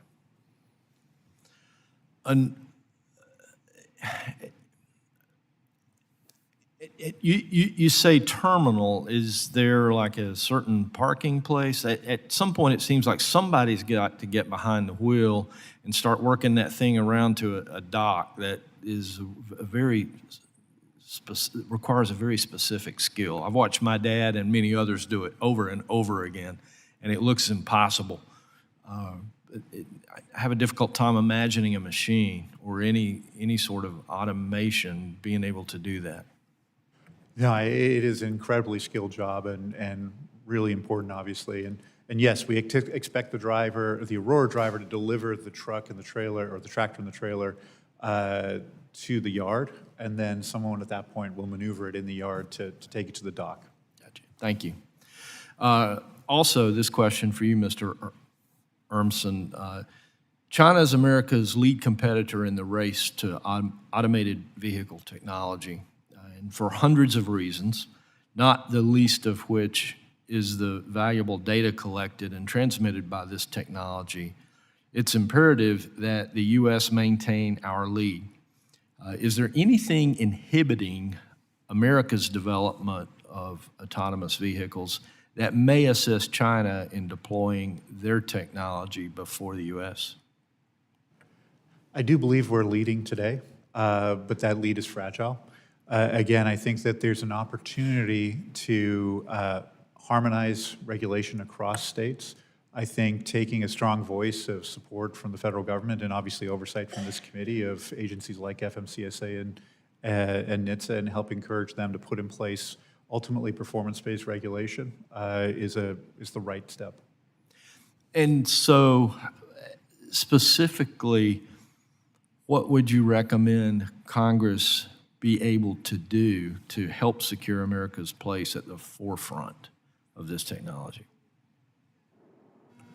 I'd be happy to weigh in there, Congressman. I think that the one big piece of this, and first of all, completely agree with you, we're very aligned on the idea that China is our nearest competitor here, and we need to make sure that we're all rowing in the same direction. One big thing that Congress can do is we would like to see FMCSA take action on a notice of proposed rulemaking specific to autonomous trucking. We think this is something that there should be very strong bipartisan support for. This is something where there are certain open questions in the industry that we would like to see clarified that will give a lot of confidence so that our members can continue to make significant capital investments, technological advancement investments to make sure ultimately this technology moves forward in the United States.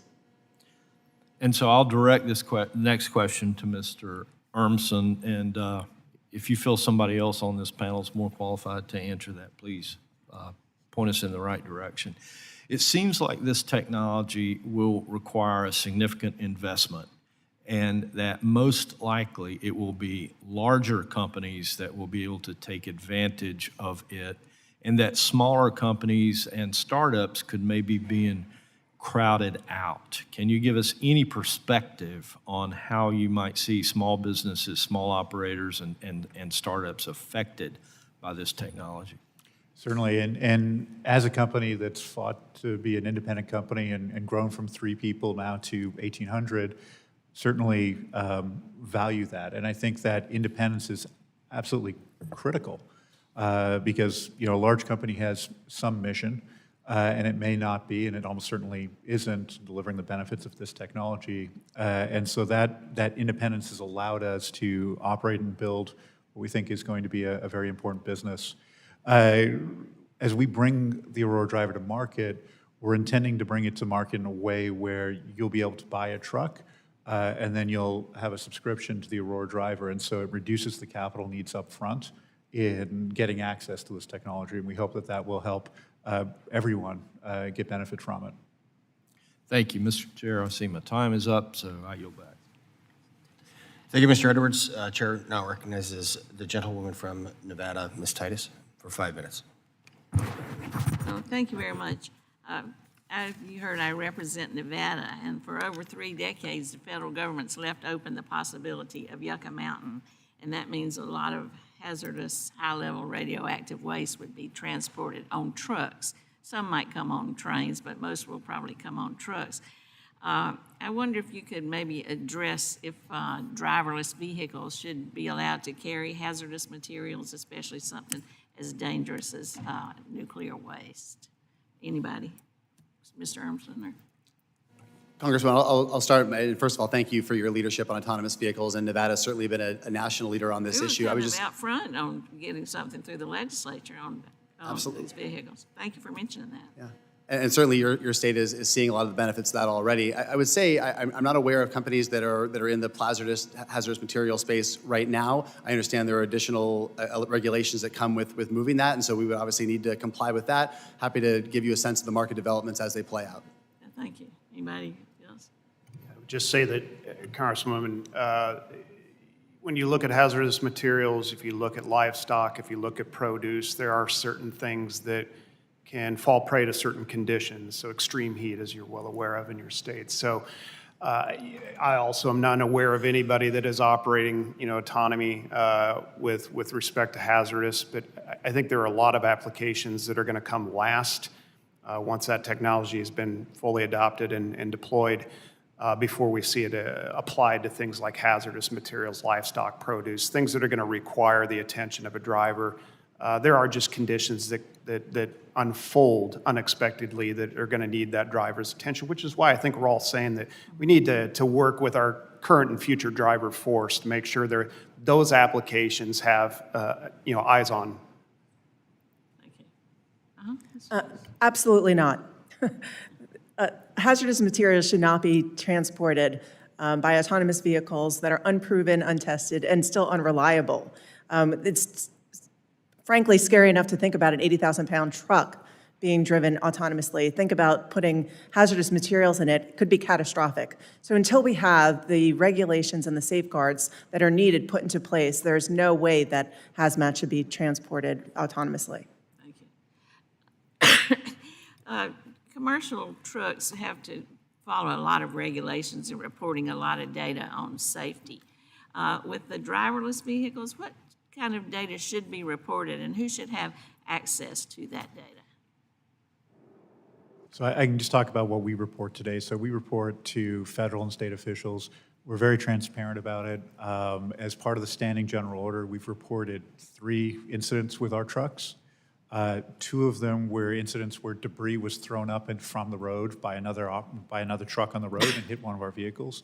The third was an incident where we believe the operator of a light vehicle dozed off for a moment and then sideswiped across multiple lanes, contacted our truck, and then went off. And fortunately, everyone walked away. It's about as good a collision as you can have between a light vehicle and a truck. In that situation, I think it highlights, again, the available data, and we've shared this. We actually posted this, explained it, the response. If you look at the state of the art today in understanding these events, it's something like a driver monitoring system.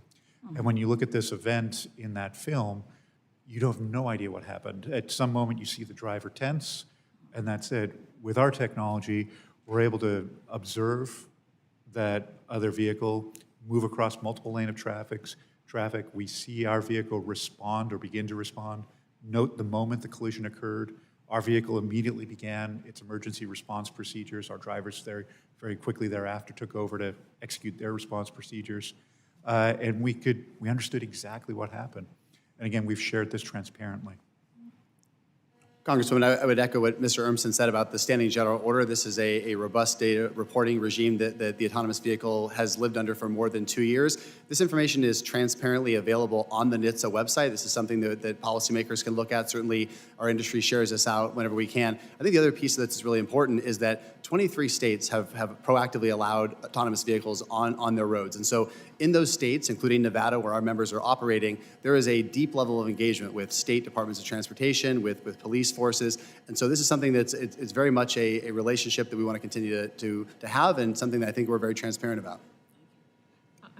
I know you'll have a few more seconds, but I just want to add that we think there needs to be even more transparency. The data collected by the Standing General Order is a step in the right direction, but there's a lot of redaction happening. So we don't really have a clear picture of what's happening on our roadways in terms of disengagements, crashes, and other incidents on the roadways. Thank you.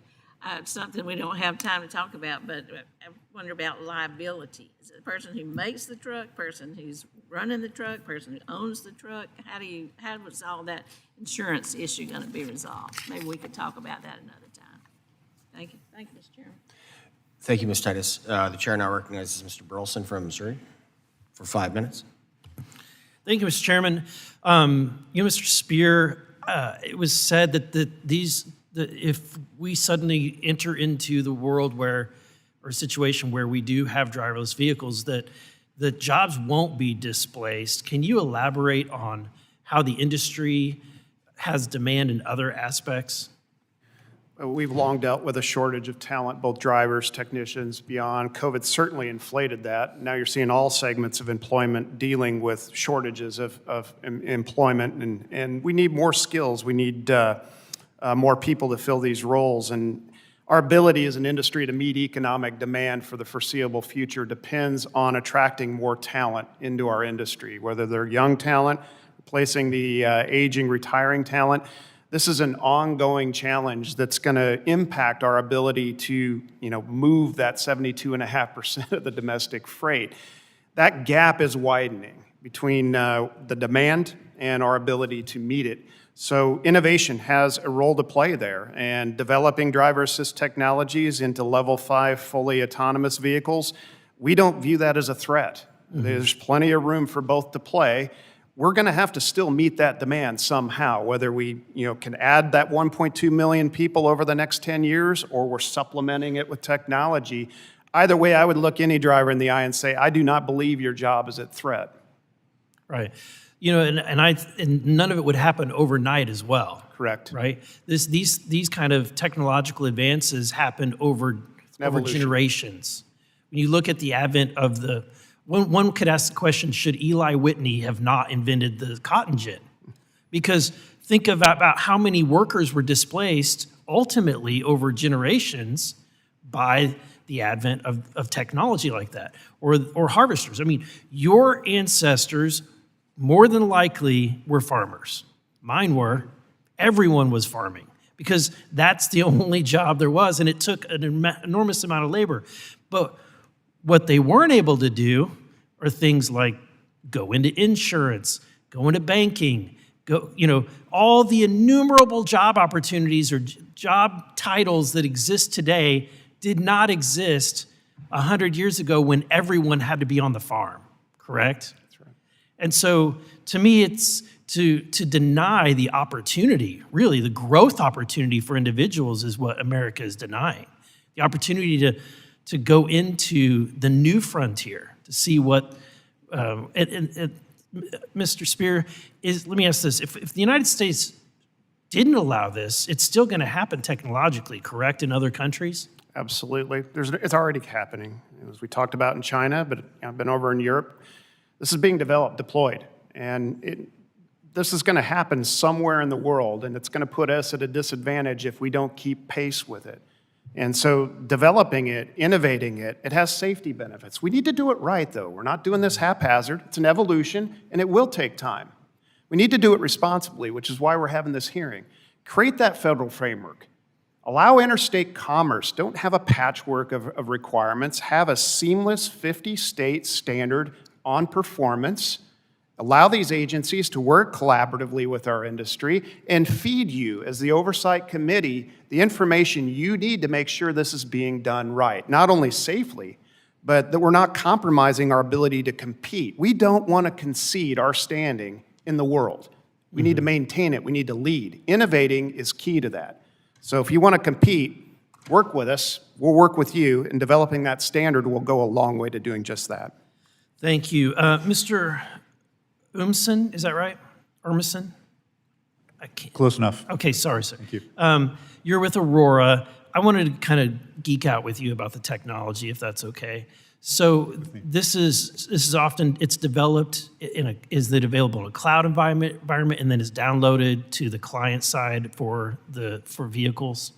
Yeah, so the Aurora Driver, first, thank you for the question. The Aurora Driver is a combination of software and hardware. And we have to work closely with our OEM partners who make the trucks so that we can plug it in. And your technology is getting better and better and better. Consistently better. Probably at an exponential rate, correct? No, it certainly was not an expert to begin with, but at this point, we're driving very well down the freeway. And the question, I think that we are likely to end up in a day where, and someone can chime in on this if they like, where the vehicles will be driving statistically more safe than a human being. And I have a feeling there's going to be a point in time in which insurance companies actually charge a premium to individuals who choose to drive their vehicle themselves. And I think we're already starting to see some of the signs of this. I talked earlier about the benefits that we've seen where we've taken the Aurora Driver and simulated how it would have responded to 29 fatal collisions that happened where we expect the technology to first launch. And it would have avoided all of them. And that's 29 plus families that wouldn't have lost a loved one. I think that's incredibly important. Thank you. Thank you. Thank you, Mr. Burleson. The chair now recognizes The gentlewoman from Ohio, Ms. Sykes, for 5 minutes. Thank you, Mr. Chair, and thank you to our witnesses for your testimony. You've had some very fascinating discussions, including the importance of fostering American leadership here in this field, to the potential to save drivers' lives, which is a goal that we all have, and certainly the fuel cost savings, which is important. And I'm from Ohio. We have the 7th highest amount of centerline miles in the country, so there's a lot of trucking and just transportation generally going through our state. And all of these are really important, and I really want to focus on the safety of our citizens here and the public safety. In particular, I had a meeting with some local elected officials, and one of the township trustees from Macedonia Township back at home, who is a former law enforcement officer, highlighted the many trucking accidents that he saw in his former profession, where heavy trucks were a part of crashes and death and destruction followed.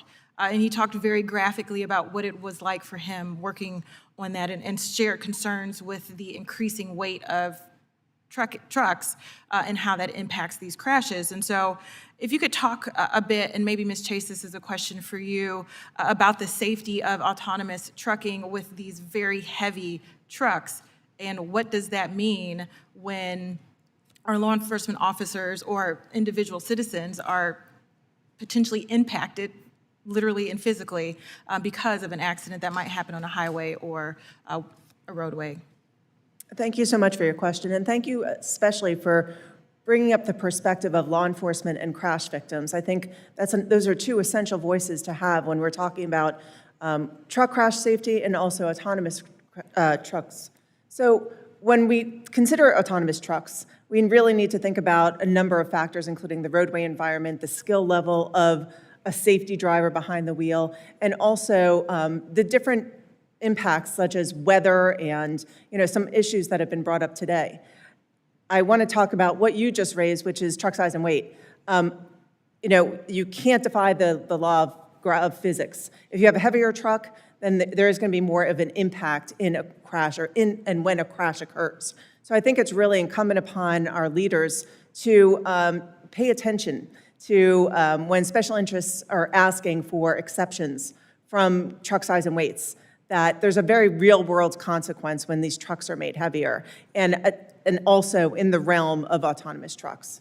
Thank you for that answer. And again, staying on the topic of the human element here, a couple of weeks ago, I introduced an amendment with a bipartisan amendment to ensure that there were signs in new builds to acknowledge human trafficking. And sometimes our truckers are our first line of defense against human trafficking. Unfortunately, in Ohio, we've seen a lot of it, probably just because there's so much transportation going in and out of our states. But I know that we will lose some of that if we do not have human beings engaging in this in the same kind of way. But I want to pivot a little bit for the sake of time, because there's a little bit of conflicting evidence about how this will impact people's jobs and whether or not we will see a significant reduction in trucking employment. And I have my thoughts, but I want to hear it from all of you. Again, I represent Ohio's 13th congressional district, and hundreds of workers in Copley and Richfield were recently laid off by Yellow when they shut down abruptly last month. And so my question to really anyone who is willing to answer it is, can you truly look me in the eye and tell me with any degree of certainty that we are not going to lose jobs, thousands of good-paying jobs in Ohio's 13th congressional district in Ohio and across the country due to autonomous vehicles? Because we are, all of us as members of Congress, we have to ensure that we have the space for and an environment for jobs. People are talking to us all the time about jobs, how much things are costing, and if people don't have a job, they obviously cannot pay for the goods and services, the rent, the drugs, the prescriptions that they need. And it makes me uncomfortable to go back home and to look at truckers who had just been laid off, to say that we had a hearing on autonomous vehicles knowing that they need to be absorbed into another trucking company but Congress instead is looking to automate their jobs, and they may not have anything to go to. So if anyone has a response, I'm sorry, I know I took a lot of the time here, but happy to hear any response we have in the next 6 seconds. I quickly will look you in the eye and tell you that displacement is not a concern. We see zero evidence of that other than baseless rhetoric and emotion. We are not seeing any evidence of that. And the reason is that we have a shortage of talent. It's a growing shortage of talent.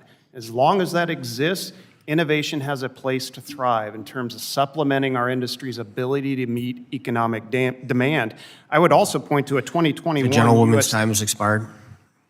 Sorry, Chair now recognizes Mr. Williams from the great state of New York for 5 minutes. Thank you, Mr. Chairman.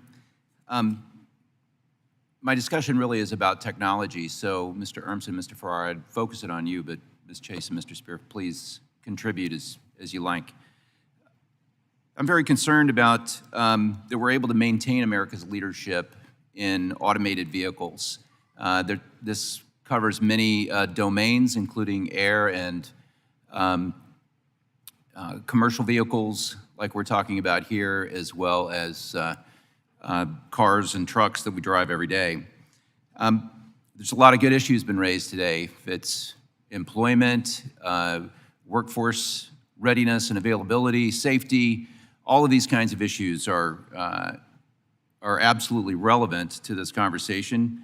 Certainly small businesses, mom and pop trucking companies, lots of important things that have been discussed. But my focus today is really to draw attention again to America's leadership, and specifically ensuring that we have a strong supply chain here in America to support the growth of this industry. Simply put, I want American workers building automated vehicles in America, and I want them supplied with American components that also are built right here. And one of the key things that I'd like to focus on specifically is the amount of data that is generated by automated vehicles. I've often heard them described as rolling data centers. There was a quote from the former CEO of Intel who said that automated vehicles will generate 4 terabytes of data per day. And I can say that that's 16 times more than the storage I have on my relatively modern iPhone. That's a lot of data, and we're seeing that actually pervasive throughout our entire economy and throughout the digital economy. There are a number of kind of chips that go into these vehicles. Some cost just a few cents. Maybe it's in our cars today, like an oxygen sensor.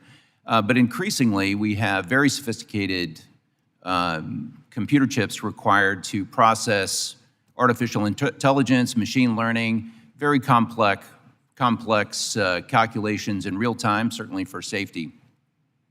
But along with that, and as you may know, if I can point again to some common standard like our iPhones, we have a chip, a logic chip, if you follow that kind of thing, an A7, an A8, whatever the latest is, but then you have storage and memory.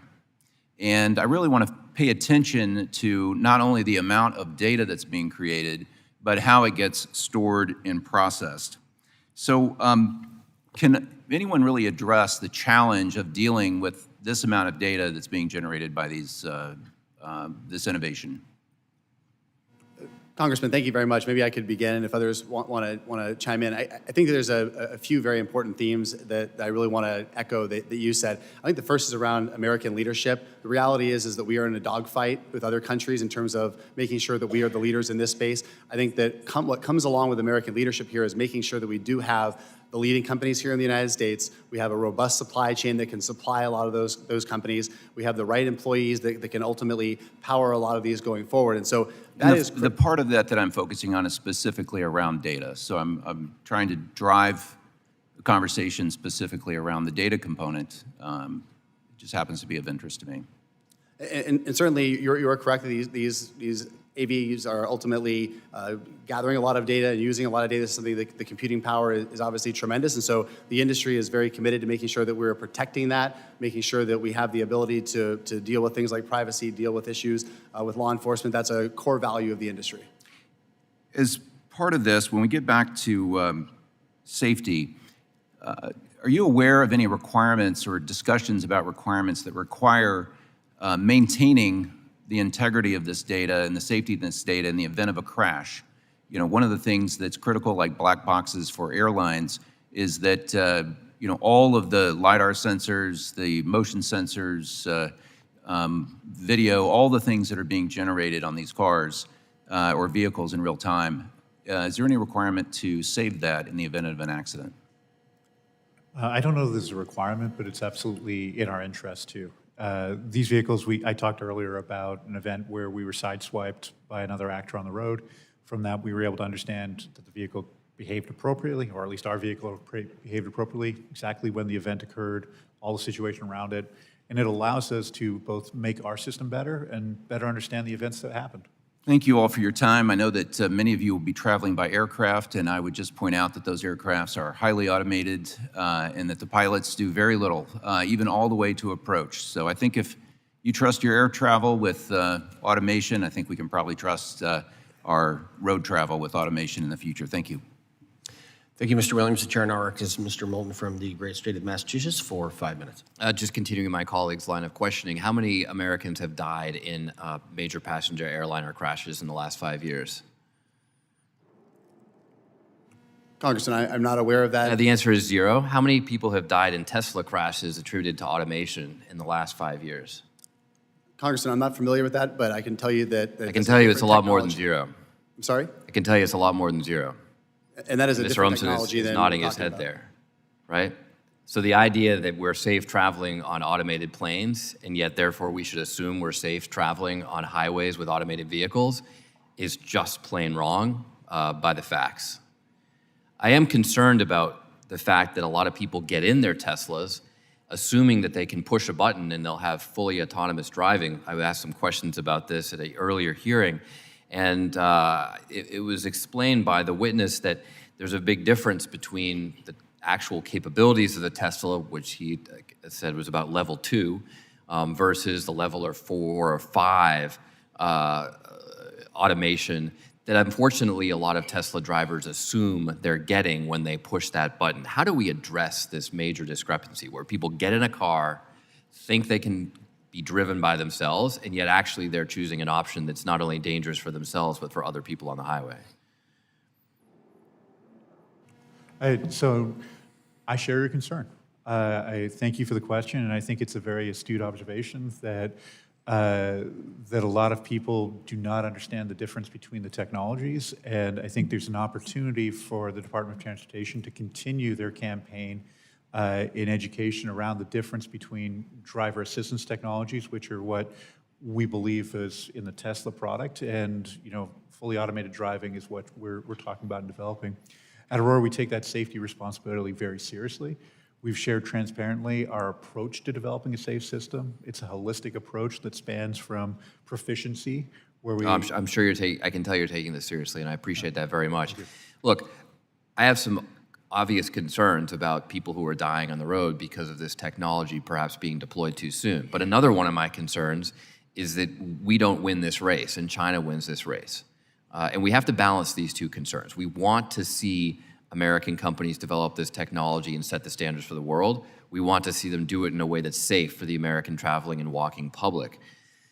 What are some of the threats that you're concerned about with Chinese LiDAR technology? I mean, I sit on the Armed Services Committee, I sit on the China Select Committee. I don't like the idea of very intricate mapping data of our roads, video of our American people being transmitted back to Beijing on an hourly basis because we have Chinese cars that have full data links up to the PRC operating in America.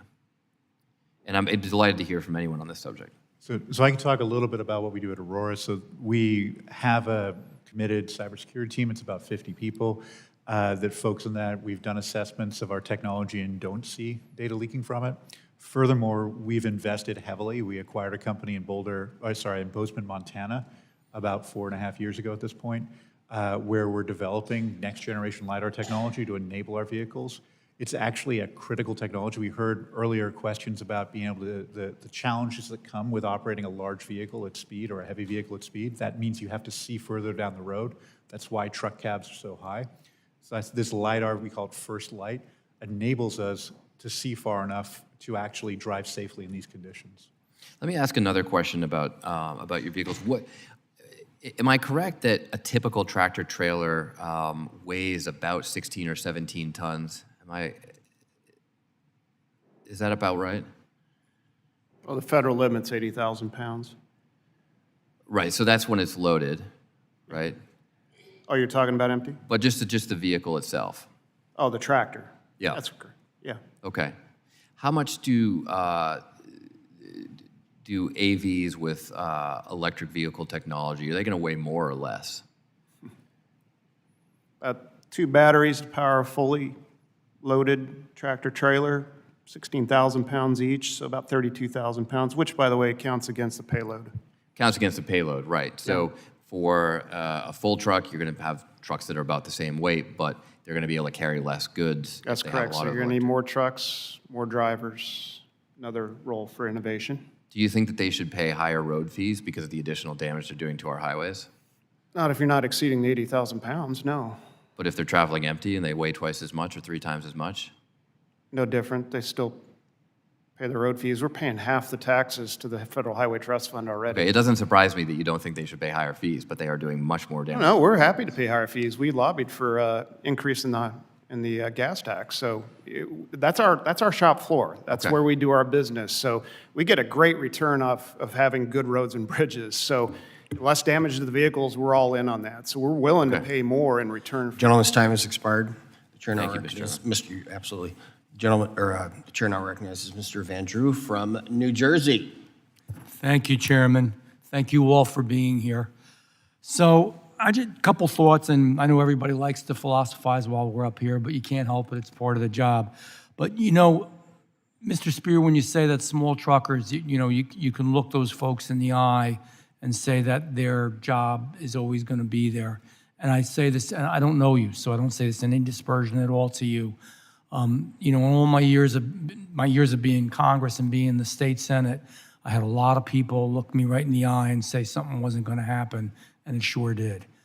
As the years go by, it's going to be cheaper for you to do it automated eventually, and it's going to be, maybe easier. I don't know, because we're going to have to see what the outcome is. But I feel we're losing small businesses in this country at every level. Mr. Burleson talked about farms. And yeah, I know that now people can do other jobs, but a lot of people liked having a small family farm. They can't do it. Lots of folks have their small trucking companies. I have 93 towns. One of them, Vineland, has a number of small trucking companies and family-owned through multiple generations. That, in reality, if you look into the future, if we're not careful, is the way this is going to go. Do you ever envision AI taking care of all the services that these trucks will need, as far as tune-ups and still the basic things that have to be done to vehicles? So I can talk. Yeah, whoever wants to answer. If that's okay, thank you for the question. And this is why we are actually investing in training and accreditation programs. So we work with the Pittsburgh Technical College, where we're working with them to develop training for vehicle service technicians for this industry. We're working with Gallatin College in Bozeman, Montana, to develop sensor training or sensor technician training and development. So we are trying to help develop the upskilling for the workforce of the future. Okay. In the future, do you ever anticipate that, after you're gone and I'm gone, I'll be going first, but do you ever anticipate that there will be a time when everything will be automated, including the service work that needs to be done and everything else? If we can drive huge trucks on the road automated, I don't know why we couldn't do the service automated. Literally, do you picture a time, generations in the future, where you'll be a totally automated company and there'll only be corporate leadership that will be human? I don't think my imagination is that big, but what I would reflect on is that if I think back to time well before me, the 15th century, 16th century. I think folks looking forward to the jobs of today wouldn't even be able to fathom them. And I would expect that there's going to be incredible new opportunities that are afforded by innovation and by America leading the way with that. One point I would make too, we spoke about airplanes, and they are automated to a great degree. There's always two pilots still in the plane, and that's what concerned me. If we were automating, but there would still be somebody, a human being that knew how to drive a truck in the truck, that's one thing, but the fact that we're just going to have these trucks without any human assistance other than at the terminals still concerns me. Deadly crash, and I know it's different, and I know the system is different, but still, Tesla, again, folks looked you in the eye and said, man, there's going to be no problems at all. And their vehicles have failed. There was one instance where they failed to see a tractor trailer in the sun, and an Uber car in Tempe, Arizona, struck a pedestrian after failing to identify her, and that's only a few of the issues. And I associate myself with some of the comments you made, Ms. Chase. These examples highlight the safety risks that we still do have, and we have to go carefully, and we still have to incorporate. And I know the words are easy in Congress, but the reality, the truck drivers who've made their living through generations in small business, I mean, small business is going to become non-existent if we keep going this way in America. American truckers deserve clarification, and that's what we're trying to do here. And it's funny, and other people have mentioned it, we're in the middle of National Truck Appreciation Week, but yet we're having this conversation of how, and I know you wouldn't say that, and I know you don't think that, but we can do away with truck drivers in reality. Let me say this. I have a few questions, and I guess I know the one answer real quick, just because I know we're going to run out of time. Do you believe autonomous is safer than the truck driving, human being driving the truck? Yes or no? Yes, Mr. Romer. Congressman, I'll just answer very briefly, seeing that we're at time here. I think that the exciting thing is what we see now from the data that's coming out as our members are reaching certain thresholds is that we are improving against the status quo. That is important. It's important to keeping roads safe for the United States. It's something we're very proud of. One question I'm going to not ask you because I know our time is up, but I'll send in writing. Is this going to save the companies a great deal of money ultimately? So I thank you for being here. I yield back. Thank you, Mr. Van Drew. The chair now recognizes my friend, Mr. Carvajal, from the great state of California. Thank you very much, Mr. Chair. First of all, from the onset, I want to say how exciting this technology is and the innovation and the promise that it has for society and transforming many aspects of what we do, especially in reducing costs. But then we have the safety issue. And quite frankly, that's what leads me to have concerns over how advanced driving assistance programs are being marketed to consumers. Recently, a constituent of mine took me on a drive with one of these full self-driving Teslas, and it was alarming to see failure after failure after failure.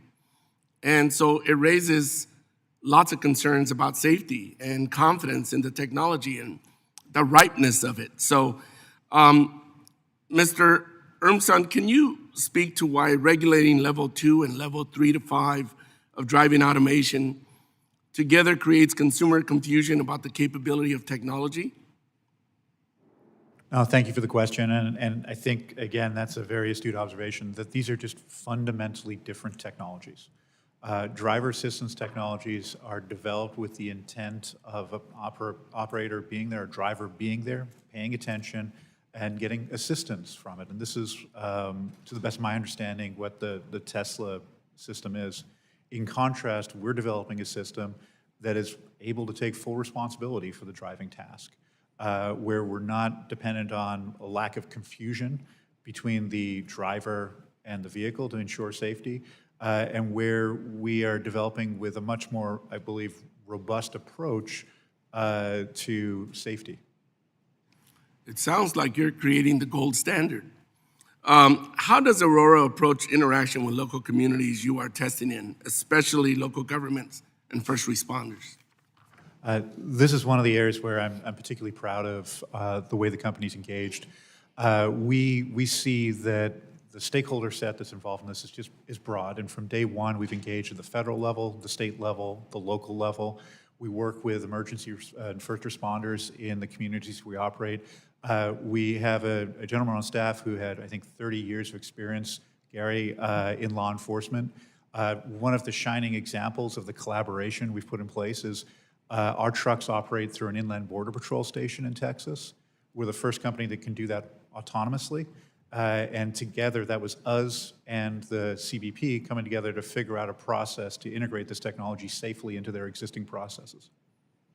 Thank you. Mr. Farah, the National Highway Traffic Safety Administration, NHTSA, has issued a standing general order on AV crash reporting, requiring manufacturers of fully and partially automated vehicles to report crash data.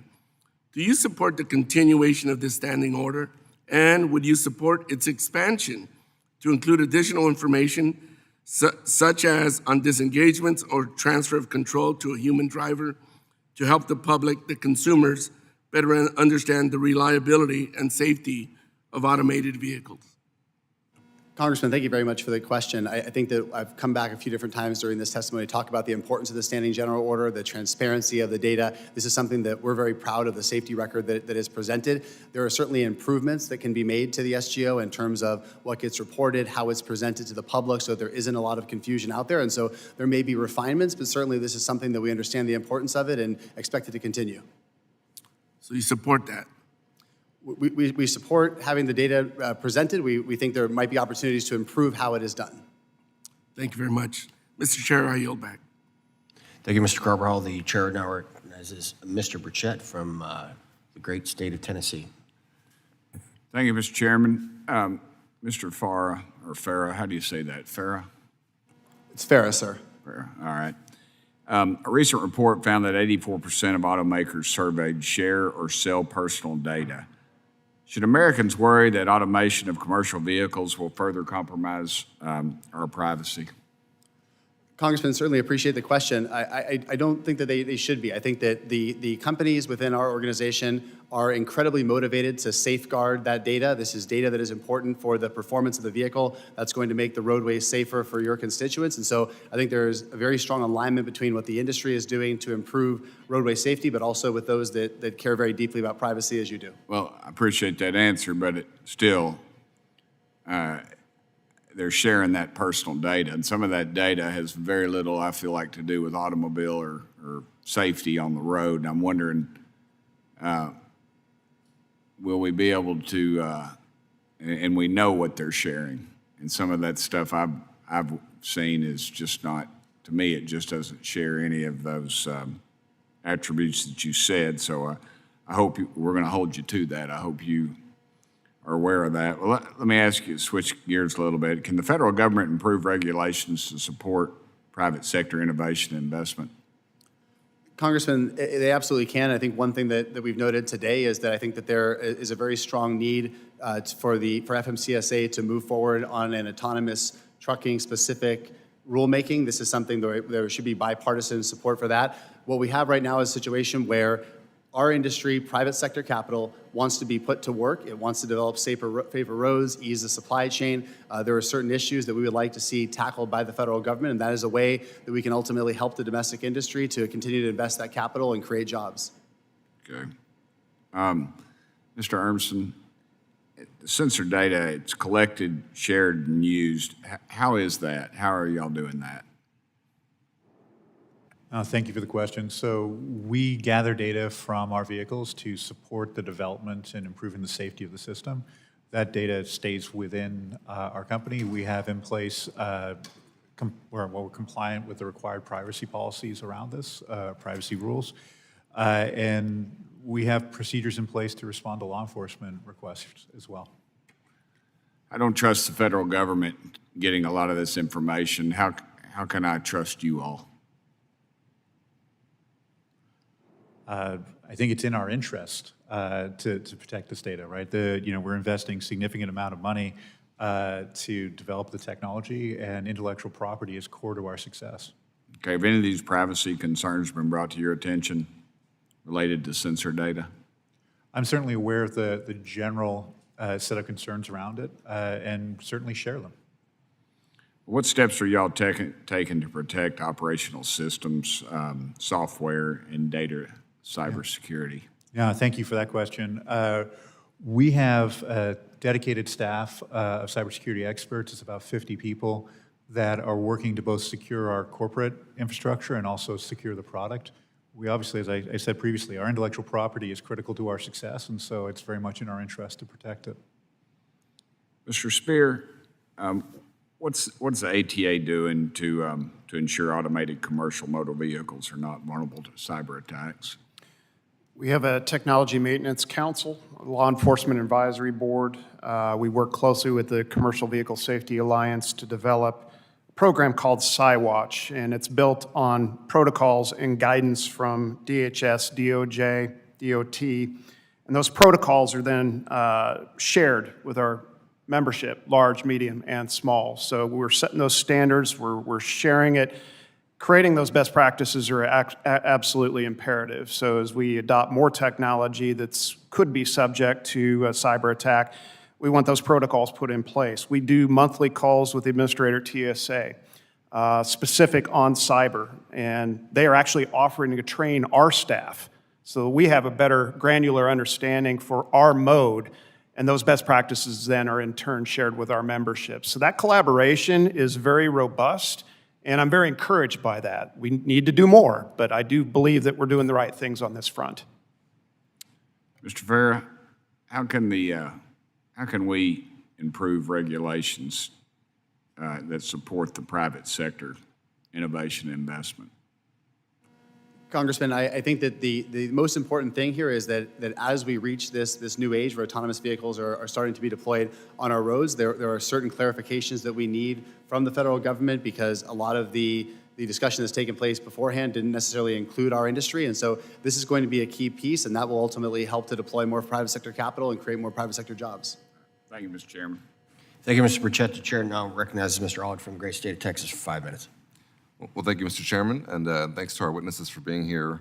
I'm glad that so many of the newly established AV companies have chosen Texas for their headquarters or for their pilot programs. In addition to being a member of Congress, I'm a father of a 4- and a 2-year-old, and so, Ms. Chase, I appreciated your testimony today, and to me, this conversation has to be centered around safety, because if you drive around Dallas or any of our big cities in Texas, you're gonna get on the highway, and I've got 2 car seats in the back seat of my car, and the last thing I want is a big truck that is, for whatever reason, whether it's human error or through technological error, gonna create a really dangerous situation. And so I've appreciated, I think, the kind of robust discussion about safety that we've had today. And I think that it's clear to me that y'all are taking it very seriously. I think I'm on the aviation subcommittee as well, and we have American Airlines and Southwest Airlines in my area, and I can tell you, I think your standard will not be much different from theirs in terms of there's going to be a very low acceptance of any kind of automated risks here. Just like in the aviation space, where one accident has much more ripple effects throughout the entire industry. And I'm also the co-chair of the Supply Chain Caucus, which we refounded. And I'm glad to hear that Aurora is already testing freight loads along the I-45 route between Dallas and Houston.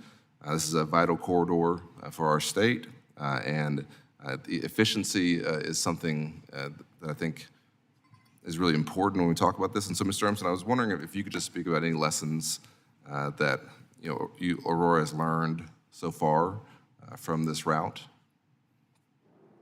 No, it's certainly increased my appreciation for the complexity of logistics.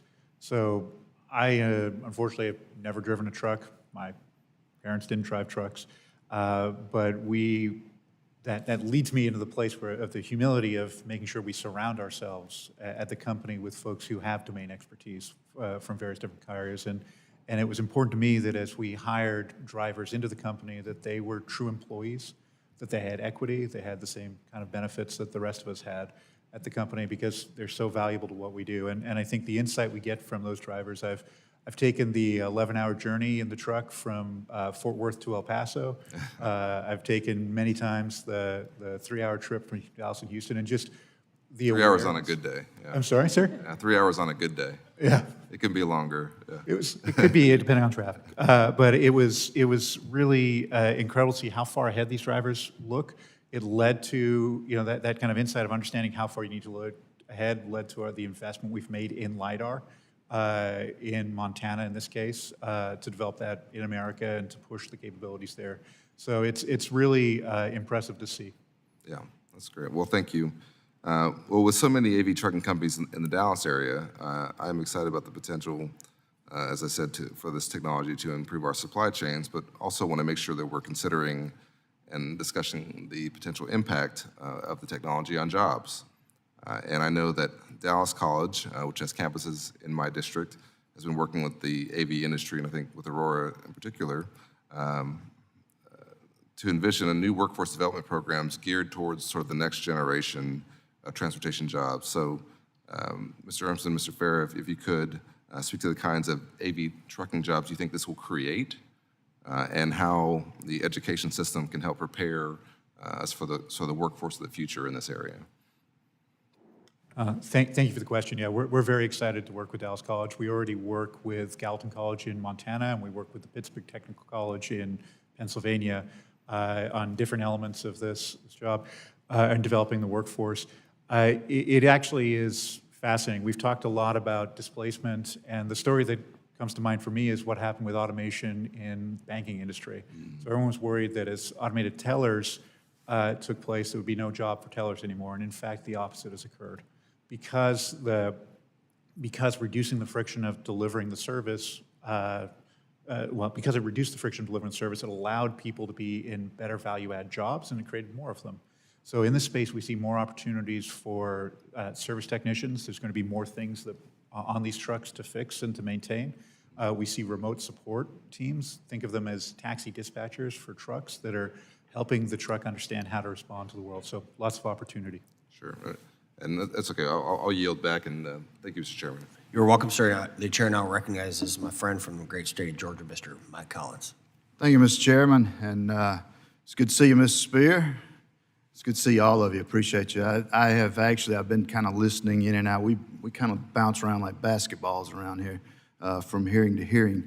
But just wanted to focus on one main thing real quick. You know, I started driving a truck when I was around 14, 15 years old, and learned on the 2-stick transmission. There was actually 2 sticks in there. Since that time, we've had ABS braking, disc brakes, collision mitigation, we've had rollover stability, we've had lane departure, we've had adaptive cruise. The list goes on, and we've even got automatic transmissions now. We've gone from 2 sticks down to a button that you push from R, N, or D. The technology is always going to change. It's always changing. And you shouldn't be afraid of change. You shouldn't be afraid of any new technology. In most of the cases, it makes you more productive. And we need more productivity in the trucking industry. We've talked about weight issues here and how we make more productive. So, Mr. Spear, I guess my main question is, from a federal government standpoint, and I've already heard you answer the question once today, what can we do, or what can the federal government do to address the autonomous trucking vehicle as it comes out? Well, don't panic. Don't panic. This is a wonderful venue to really understand where it sits and where it's headed, not only in terms of safety, quality of life for our workforce, what the gaps are and where innovation can fill them, but also our ability as a country to compete globally. We don't want to concede this to China or anybody else around the world. But let's not be afraid of innovation. It is a good thing. As you just said, it's an empowerment of our drivers to be able to operate that equipment with better awareness, better responsiveness. These are all good additives that are going to continue as we integrate this equipment in. They're going to make those skills more marketable, more portable. These are all good things. I'm not concerned about displacement. You've heard that answer. I didn't get a chance to answer, but the written testimony points to a 2021 DOT study that says that earnings are going to increase across for all long-haul truckers, increase overall employment, increase the U.S. GDP, and they did not find that there would be industry layoffs. That's a 2021 DOT study.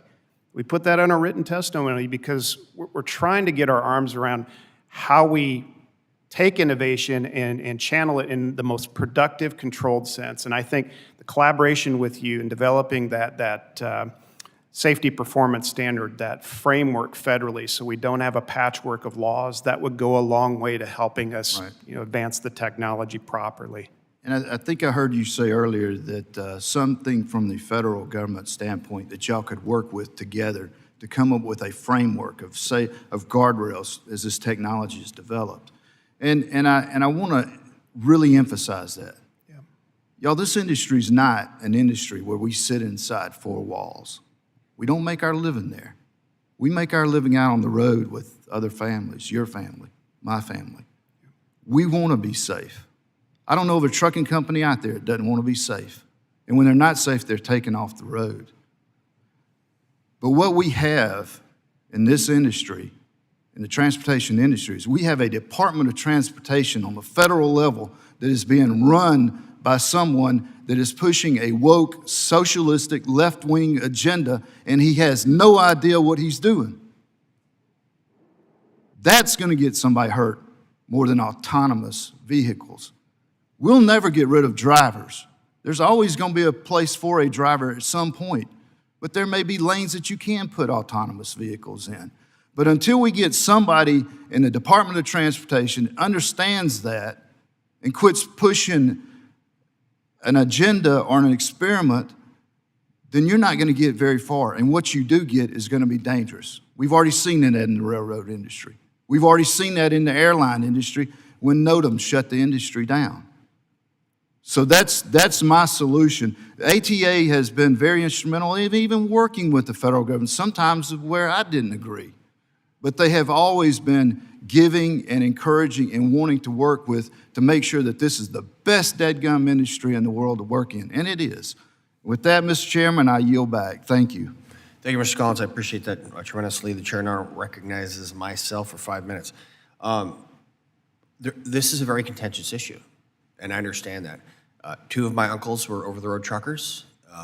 One of them didn't notice the 11-foot sign on a bridge, so he was no longer a over-the-road trucker. So maybe our family wasn't the best over-the-road truckers, but dang it, we were there.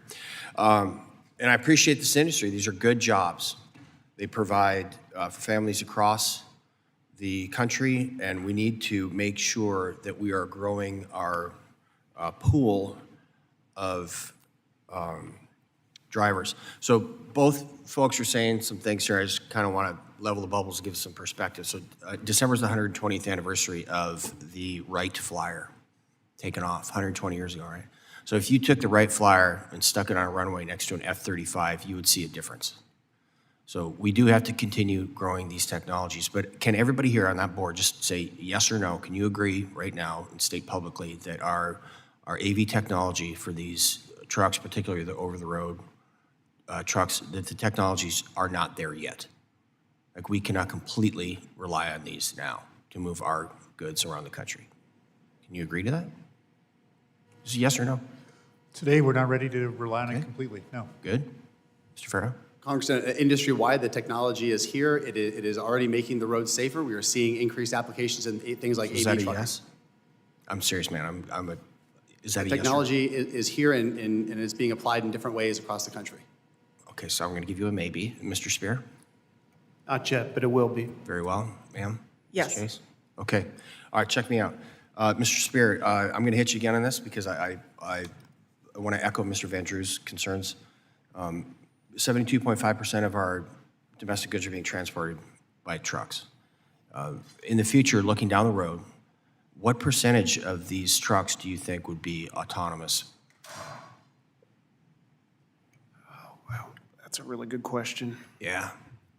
I don't think we have good data yet for it in terms of what, it would really depend on our ability to have a federal framework. I understand. You're going to see regional operations, you're going to see lanes being run between Texas and California where that's optimal, but in terms of expanding it to all 50 states, that's going to take time. So It's a tough one to gauge right now. I'd love to have a federal framework so that we could grow this nationally and deal with those problems. I would say, Mr. Spear, with that in mind, I would caution you to say that you'd look anybody in the eye and say they're not going to lose their job, because you cannot answer what percentage of these vehicles are going to be autonomous. You just can't. You just said it.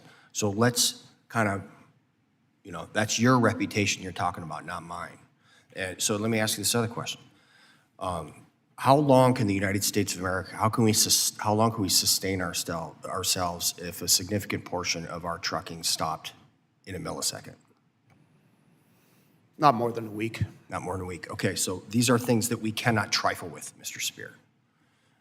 JBS got hacked. It's 1/4 of our ability to cut meat in the United States. You remember that? People were wondering where their pork chop was. It was rotting the carcass in a field in Iowa, because that was a cyber issue. And Ms. Chase, I completely appreciate what you're saying. And Mr. Spear, you're getting briefed by guys on the cyber stuff.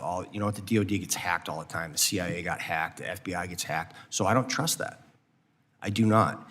And the difference between some service members' names, which I was one of them, and personal information after the DOD got hacked by China, the difference between me having to get LifeLock or whatever the heck that is, and our entire nation shutting down in a week are significant.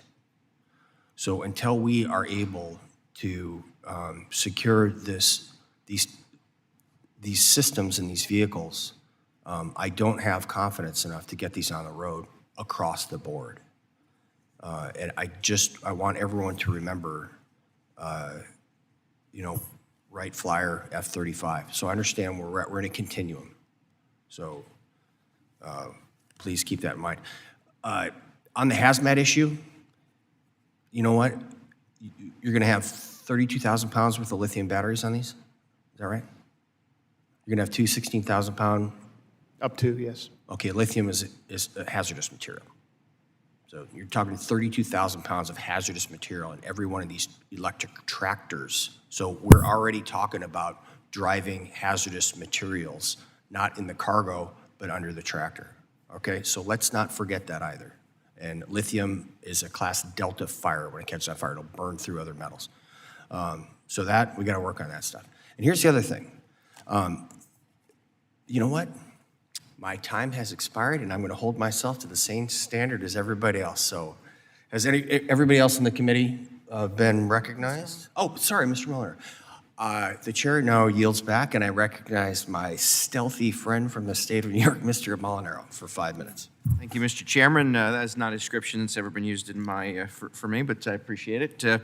I want to thank you all for being here, and actually I want to continue a little bit from my colleagues' comments. Of course, we are, this week we do acknowledge truck drivers, and I appreciate all of you in one capacity or another express both the need to acknowledge the work of America's truck drivers, but as each of you has alluded to, either directly or indirectly, the need to continue to support truck drivers in this country. Having served at the local level during the pandemic and economic shutdown, two very different things, but they occurred at the same time, I can tell you that I saw firsthand the value and the great work of America's truck drivers, but also the weakness in our supply chain. So I will tell you that obviously automated commercial vehicles is exciting. It's a technology that we already know is underway and being used, as my colleague referenced.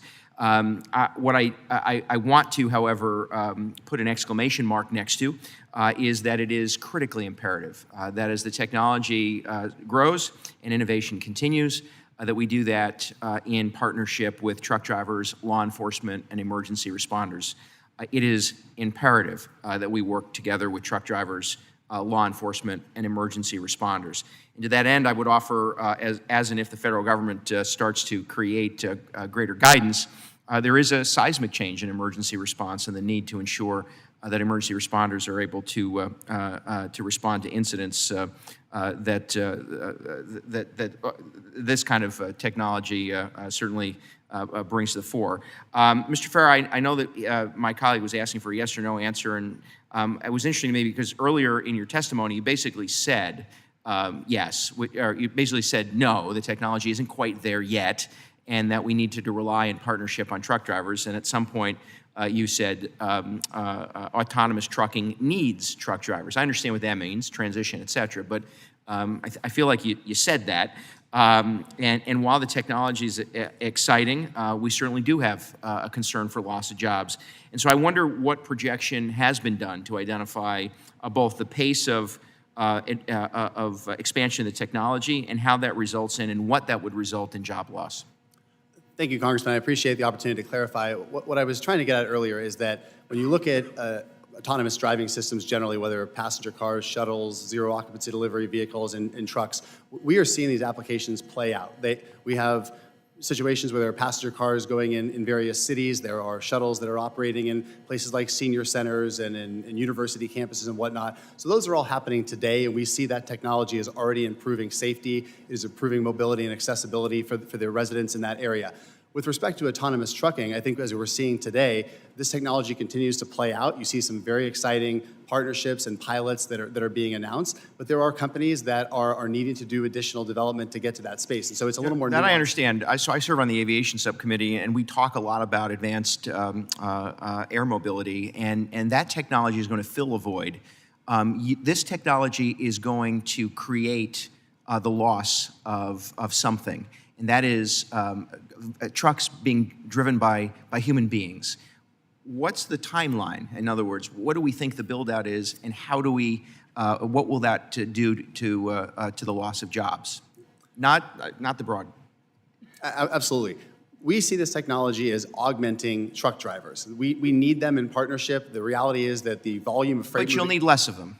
Not necessarily. This is going to fill different parts of the market. As we know, we have a massive truck driver shortage. We have more volume of freight that is going to be coming down the lane. And so we need to figure out a way to move this to support manufacturers, farmers, ranchers. Those are things that are absolutely essential. We want to be a part of that solution and work in partnership with truck drivers to do that. So can you, and of course, I assume everyone on the panel, perhaps, you'll commit to working with Congress in partnership with truck drivers and emergency response and law enforcement as we develop those guidelines, that commitment that the organization is making? Absolutely. We're already doing that. We look forward to doing that in the future. Mr. Spear wanted to say yes, too. Absolutely. It's my job. I only have a few seconds, but I wanted to ask you, Mr. Spear, just speak to the exciting consequence of this technology and how folks all across the country might benefit.